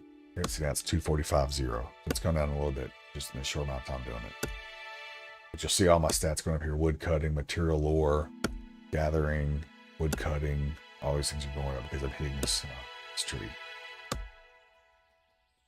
But then at some point, usually intelligence will drop, constitution will go up, strength will drop. Another way to do it is just to cast spells. I'll probably do it too. But yes, you'll just keep an eye on it, and then once it pops up, then you'll lock it.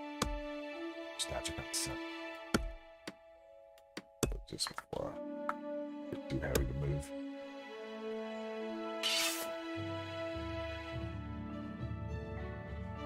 So, and like Twisted Brother mentioned, I think it was Twisted, or was it Gunny?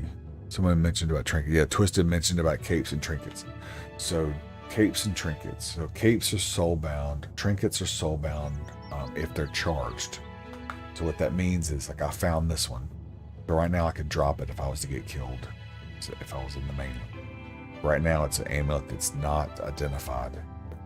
You don't know what it is. So you're in Haven, and you can get these in Haven from killing bandits. As you'll come over here on this graveyard side.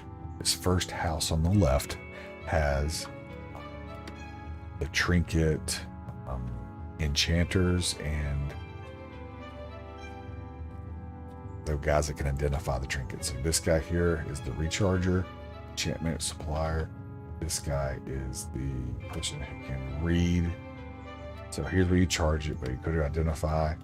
Put this thing in here, identify. Now, this one is 7 vitalism and plus 2% spiritism magic damage. So, not terrible, right? And then if I wanted to use it, right, since I don't really have anything else as far as that goes, about money, I can go here and I can buy a cuprum for 5 gold, which is not a lot for Haven, but you can buy this here. And then go to this guy, your trinket in, put your recharge, and oops. Put your recharge in here, and then he'll charge the trinket. Right. And now it's got, if you look at it, it's got 3 charges right there. So as long as it's got charges in the item, it's soulbound. So that means you can die 3 times or twice. If you die that 3rd time and there's no, or can you die 3 times? I can't remember if it's 3 times or 2 times, but just make sure it's got charges in it so you don't lose the item. If it doesn't have charges in it and you die, you will drop it with the rest of your stuff.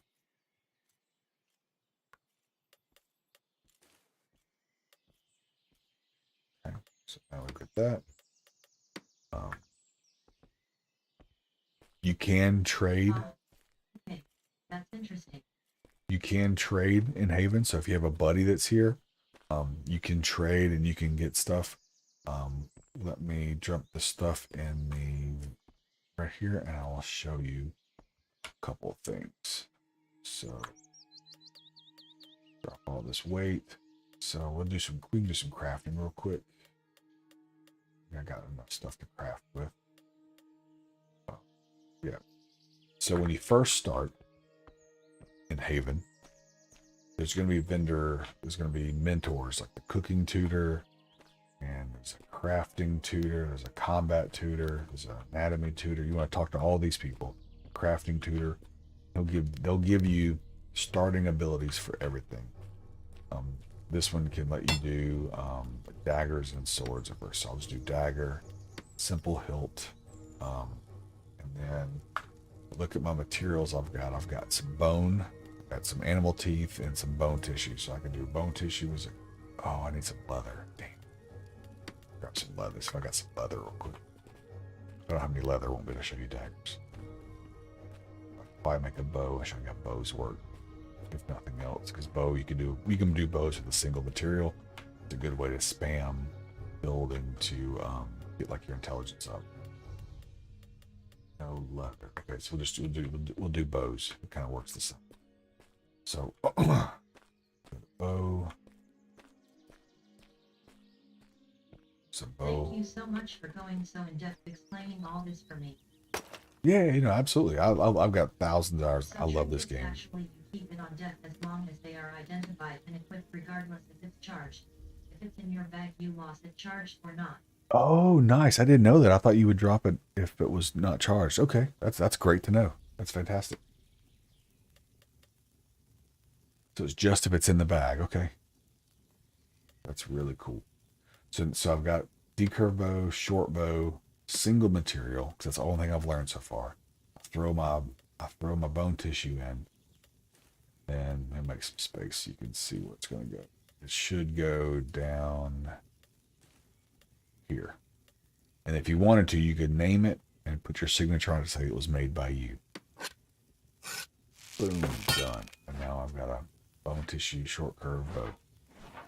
Not really good. It's 25 damage, so it's not, range is pretty much damage on a bow, and the strength is what your maximum strength is that you can use to shoot it without just instantly draining your stamina on pull.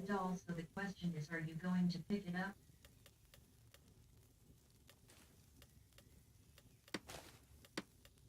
You should actually. So, right, what could we show in Haven, or what could we show otherwise? Because this is, like I said, this is just Haven. Yeah, I'm going to look into the characters. It is on sale ATM. Oh, is it? I might have to buy another account. Do I need? I don't need another. So, great. 25% off on Steam. Haha. Damn. That's a tough one.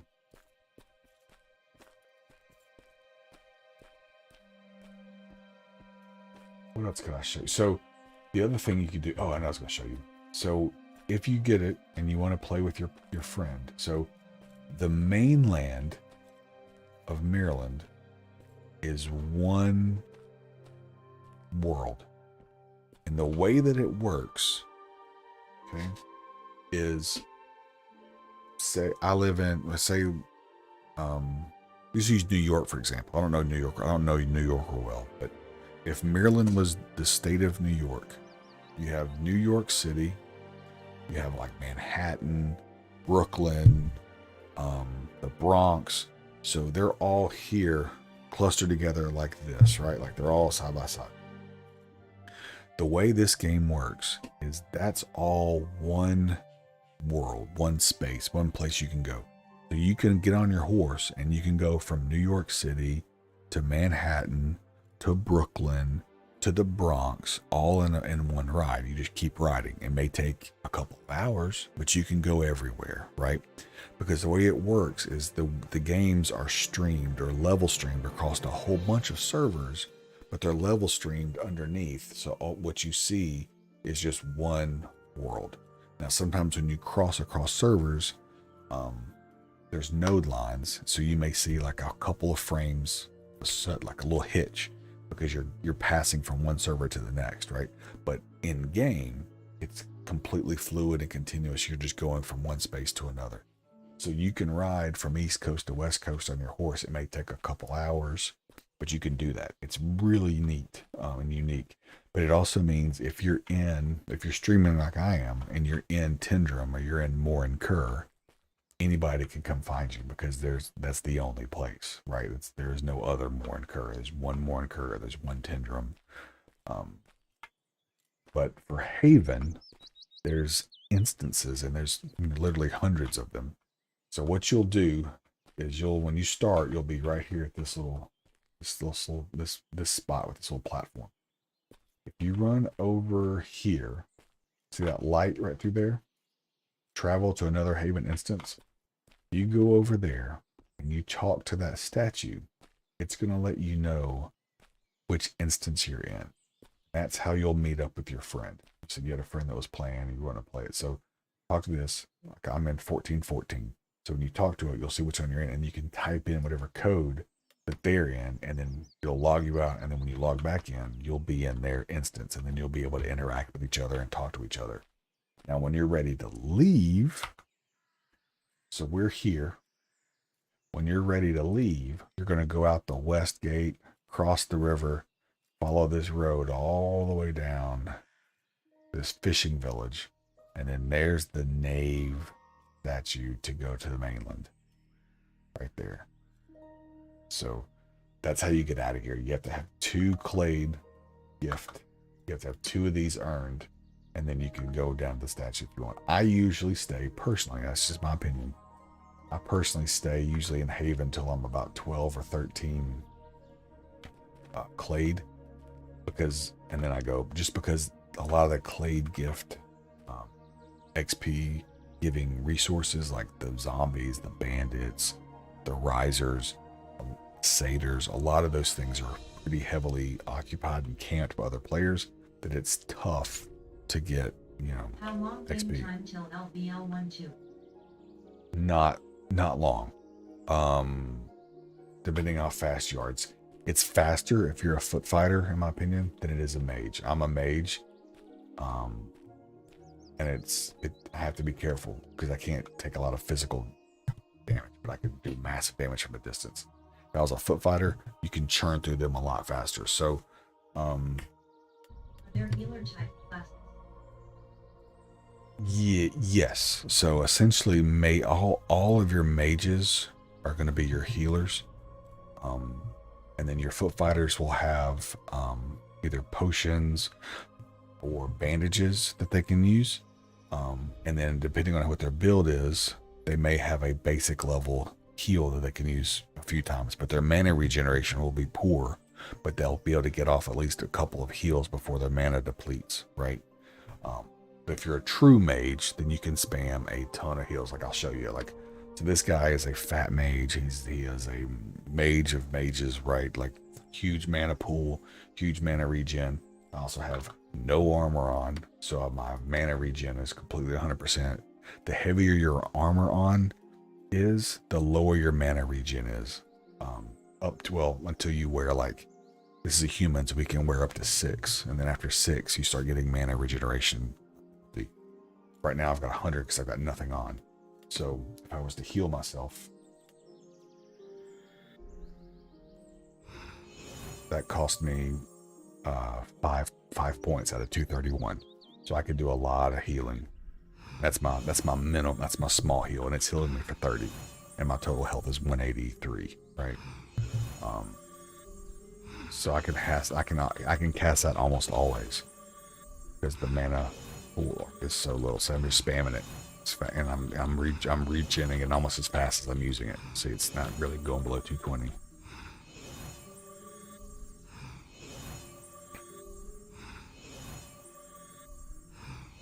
So I can sit there and heal, but then there's a greater heal that it takes longer. But it's a much bigger heal. There's also things like magic. I don't think I can cast it, but there's magic reflect, which then allows you to block. That's such an interesting mechanic with the character's weight and gear impacting classes. Yeah, and so what you'll see a lot of characters do that are mages. I don't think I've got one on me, but they'll wear a shield on their back. So go over here. Shield. Right, and then you equip the shield. Can't see it, but it's on my back, right? So then if I cast a heal, I've got this thing on my back. I turn my back. So say this guy's the person. So let's say I'll turn my back to them. If they're punching me or hitting me, they're going to get equipment hits usually if they're hitting you on your back, which counts as like very low, 0 to 2 damage a lot of times, and a lot of times it doesn't disrupt you. So you'll see guys in fights, if they're a mage like that, a fat mage or whatever, they're trying to get a spell off, they'll turn their back like this, take the hit to the shield on their back, recast the spell, then turn and release it. Right, so like I would do like spin, get hit in the back, turn, release the cast, right? And so that's how a lot of people do it. You'll see them do that kind of trick. Or they'll have to parry, which we showed earlier, you know, your different blocking, up, down, right, left. And then you just parry until you wait for your teammates to come over and get them off of you. And then once they get off you, you drop the shield, put it back on your back, and then you go back to healing people.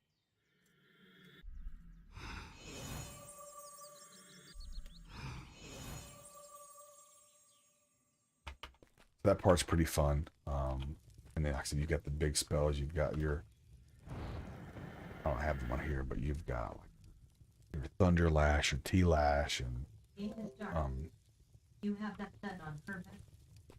no, it's because I guess because the sun's about to go down. I guess the lighting's been. I guess just is it the time of day maybe? It wasn't like that earlier. I think it's just the sun's about to go down. I think it's the sun setting.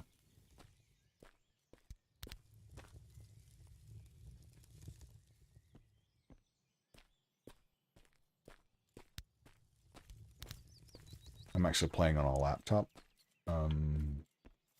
It's the Asus G15 Advantage Edition, the one that's got all AMD CPU and GPU.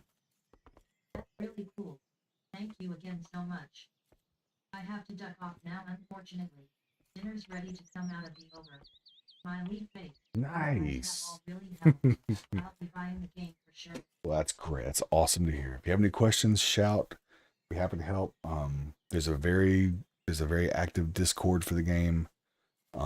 Pretty good information in there. Some of the people can be a little toxic at times because there's some really, really passionate people about the game, you know, but that mortal data is really good. There's also mo2map.com. If you want to see the map of the whole world, that's where you can go to do that. That's a really good resource. And I'll tell you, there's not a whole lot of good tutorials online for the game, for builds, but I will say there's a guy, this is maybe controversial, his name's Demo Man, and he has several build videos, and I'm actually using one of his for this build. This is I'm using the Mana King Zeus. This is his video. Demo Man, he has several built videos. Mana King Zeus. So that's what my guy's called, Vanda Zeus, so I'll remember that with the build I was going with for this guy. But yeah, he's got a build for a Vela mounted tamer, mounted archer and tamer. He's got a build for the Mana King Fat Mage, either human or Ogmir. He's got a build for an Ogmir foot fighter, which he considers to be the best, like, you know, pure fighter or whatever. And then he has a Dex Mage build, which is kind of the opposite of the Fat Mage. Is you're a short Alvarin that's very, very fast. You don't quite have the mana pool or the magic damage, but your whole game is to maintain and keep distance. I think Paul has some good builds too. It's where I got the outline to my Yes. So Thieves Den, that is Jonah Vale's website, who was the leader of Wolfpack. They had a very active site. I think they're still updating it. They had a very active guild and very active site for Thieves Den that talked about builds. But if you want, the reason I suggest the Demo Man builds is his videos go into a lot of detail about not just the build, but the gear that you would wear, the play style, and at the very end, he does this really nice thing where he rates the abilities and what you can do with with that build. So he'll talk about how good is it in PvE, how good is it in PvP, how good is it in 1 versus many, how good is it in 1 versus 1, how good is it in duels, how good is it in for raids, how good is it in group content. You know, he'll go through all that stuff and break it down. He'll even talk about like if it's spells or abilities or weapon types. And say, you know, on this build, these spells are best, or these weapons are best, or whatever. It's very, very, very detailed. So I'm very glad he spent the time to put those together, because they're quite good. It gives you a lot to think about on your build, at least in an explanation why he makes different decisions, which is very vital. So you actually know, you learn, you know, so you can make your own decision on what you want to do. All right, so I guess we'll go ahead and wrap that up here. Thanks, guys. Yeah, and I'm gonna probably have to head out myself. It is 2:30 in the morning here, so I've got to be at work in about 6 hours. So I'm gonna need to dip out here shortly. But I really appreciate it. It's my first time back in MO2 in, I don't know, a couple of months, as far as streaming that is. But it's been great to be back in the fold, and be back on the game. And I'm hoping to make it a regular thing again, and being here all the time with you guys and checking out this new content that they're putting out. And hopefully we'll get back and do some group stuff soon. I want to get out to the mainland very, very soon, so I can get back into doing the group content. I am a member of CTX, and so we do a lot of fighting against odds, and a lot of group content, a lot of group fights. A lot of times when we are outnumbered. So it's been a lot of fun with them. Hoping to bring this guy there to give them some more mage support here in the very near future. All right, you guys have a great night. Appreciate all the CTX follows. is a big name. What's your name in CTX? I am I'm Van Devious. Started in Fab, and I might know you. Yeah. I'm all my guys are Van something. Van Devious, Van Dominus, Van der Thier, Van Domina, Van Derian. I'm not in Fab a whole lot. We do have our stronghold in Fab, so I keep Van der Thier at the Fab stronghold because he's a crafter. So I do a lot of crafting out there. Most of my characters are usually between GK and Moore and Kerr, to be honest with you. I do a lot of Granum farming in Moore and Kerr. If you haven't been to Moore and Kerr in a minute, they recently revamped the city, right? I don't know if they're aware of this or I not. haven't been there at all yet. So I'm not sure if Star Vault's aware of this or not, so I probably shouldn't say it. But when they revamped Moore and Kerr, a lot of the city is now full node, full value Granum nodes. So instead of it being the spam that's like, 22 low value or whatever, low quality resource, whatever, 22 a hit, it's 112. That's not 112 for long, but it's still 112, and then it works its way down. And it's all over the city. So you can, if you go down to the lower bank, there's a big mountain behind the lower bank. You can climb up it on 4 or 5 different tiers of the ledges, all full tiered Granum. You come in the trench side, which is a sketchy city going in and out. There's only like 1 or 2 ways in, and it's usually heavily occupied or camped. It's a dicey proposition getting out of that, in and out of there, not gonna lie. The guild I used to be in for a long time was RPK, and we always called it the trench run because it's like Star Wars. Like once you go in there, there's no way getting out. There's a hall, there's a huge wall on one side that you can't leave the trench, and the other side is a massive cliff that you fall to your death. So once you commit to the trench, you're in there till you're done. Like it is an experience, to say the least. But in the city itself, behind the lower bank, as soon as you go through the trench gates where the guards start, there's huge Granum nodes there, Granum cliffs, Granum nodes, Granum pillars. All around the stables, there's Granum. You go across the bridge to the new annex, the new portion of Mornkur, where they added the sewer entrance and all that kind of stuff. You go straight through that front entrance there when you cross the bridge. Right out the back, there's some rice paddies where you get all the rice you'd ever want to make stamina food. All those pillared terraces that the rice pools are in and the rice paddies are in, those are all made out of Granum too, and they're mineable. So like you can do a ton of Granum farming there in Mornkur and almost never risk losing it unless you get too far back. In those rice paddies, you can be outside of guard range and people will kill you and take your stuff. But otherwise, it's full tier. It's really good because there's an attractor and some other things there to really make it worthwhile to get blood ore and work your way towards making steel. And the other nice thing about Mornkur is if you make it out of the trench alive somehow, there, between there and then that Mornkur castle, it's in the lowlands there outside of Mornkur, there's calx all over the river.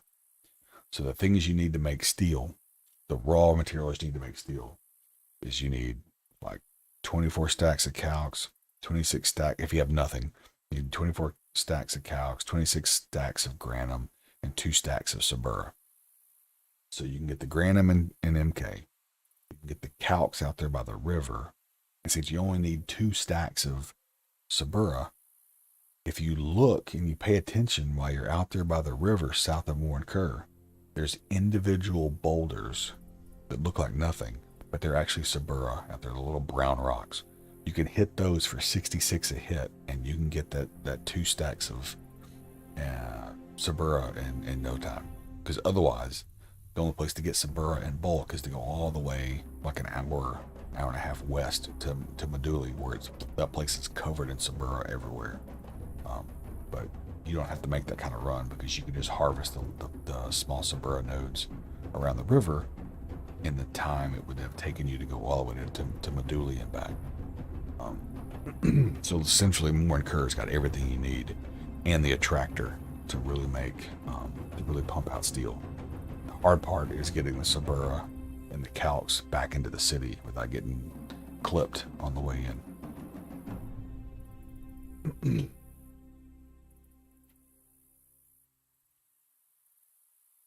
Because if you haven't seen it, it is dicey. Let's see, I can show you real quick. MO2.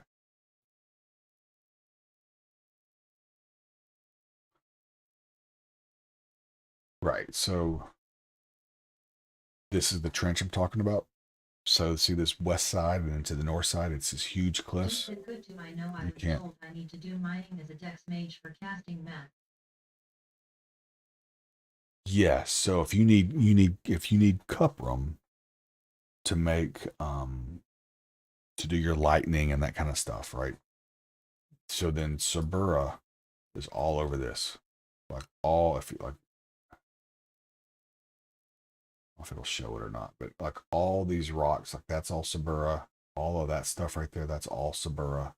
It's just all over the city. It's all Sabura. So everywhere, and it's all in. And if you come out here a little bit past this thing, there's still guards to patrol the area, and you can get 112 nodes right over here, kind of near the graveyard.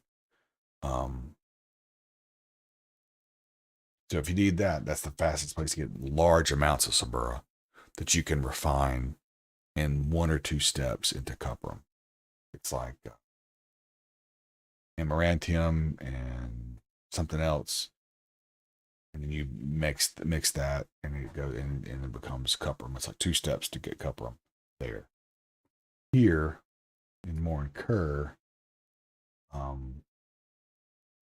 it's not going to show you, but down here is what I was talking about. So when you come out of Morn Kerr, there's only 2 exits. You got one exit that goes to Toxeye, down some scaffolding, to get down here to the graveyard. This is always dicey, as you see. Emerito was there already, so there's always some fighting down here by the scaffolding when you get off of it. It's just a choke point. A lot of people camp the choke point. And there is a way over these mountains to get out, but it's not easy. Or it's not obvious, I would say.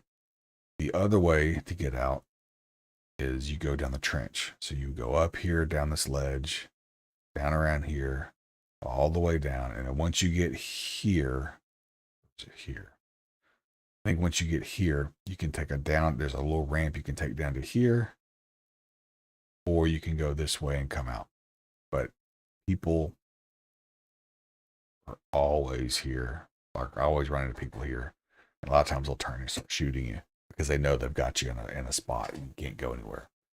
But this is the trench. It's a huge drop off. If you run off this cliff, you die. A hard roadblock that every day still. Mm-hmm. Now there's another way to get out. There is a backdrop here, and you can take a backdrop that will put you out. This looks like it's really far. It's not that far. It's really like here. It's drawn way up here, and looks like it's way far away. But you'll take the backdrop, and you'll come out like right here. And then from there, you can run this way, and you can come out right around in here somewhere, or you can ride this all the way down and then come out about here, and you can, or you can follow this all. I've got a house right here because there's a spawn of risers right here, and I'll sit on my front door and shoot them occasionally for some cheap clade. But you can take the backdrop up and then make an immediate left when you come out of it and follow the mountain ridge down, and that's a safer way to get out, in my opinion. I haven't run into that many people taking the backdrop, and you're only in it for like 30 seconds and then you're out. This thing, you're in it for like 8 minutes, 10 minutes to get out, it seems like. And it seems like you're always crossing the paths with somebody. This way, you get through here, boom, you're done. And in that same 7 or 8 minutes, you're coming across the top of here. And I don't hardly ever see, I think I've seen somebody one time up here. But then you come out. Once you get down here, all of this has got calcs. All of it.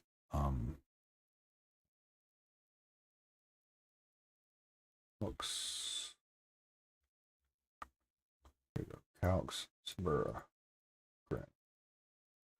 Okay, so all of this stuff is calcs. Calcs. Yeah, so the Sabura looks like this. And it's not even that big. They're tiny, but they're like a brown tan small rock. It doesn't look like it's anything until you look at your feet at it, and all of a sudden it says Sabura node. So if you don't know what you're looking for, you might even miss them. But you can get Sabura from those, and then the calx is that bright white rock, and it's all along the river right through here. There's a bunch of Sabura on this side too. I noticed. That's where I noticed it first. Was all along right here.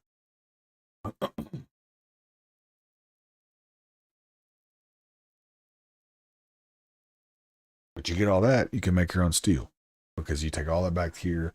They've got attractors, crushers, everything here in the town. The attractor is at the low bank, and then the refinery equipment is like the crushers and the grinder stuff is across the river on the new side. But yeah, that's it. We got going on here. Close. Days ago. Gamble, Carnamardi, yes, a lot of activity going on. CTX. Yeah. Bunch of good times. Cool. Yep. That'll be that. All right, guys. I'm going to go ahead and call it a night. Appreciate you by hanging out and chatting. All the new streamers, new viewers, guys, I appreciate it. All the questions and the follows, man, you guys are amazing. Made it a lot of fun tonight. I greatly appreciate it. Hope to see you guys everything back again. Hopefully we won't be in Haven for too long. We'll get to see some adventures out of the mainland before you know it. But hopefully you guys have some great adventures in MO2, and we'll talk to you guys very, very soon. All right. Good night.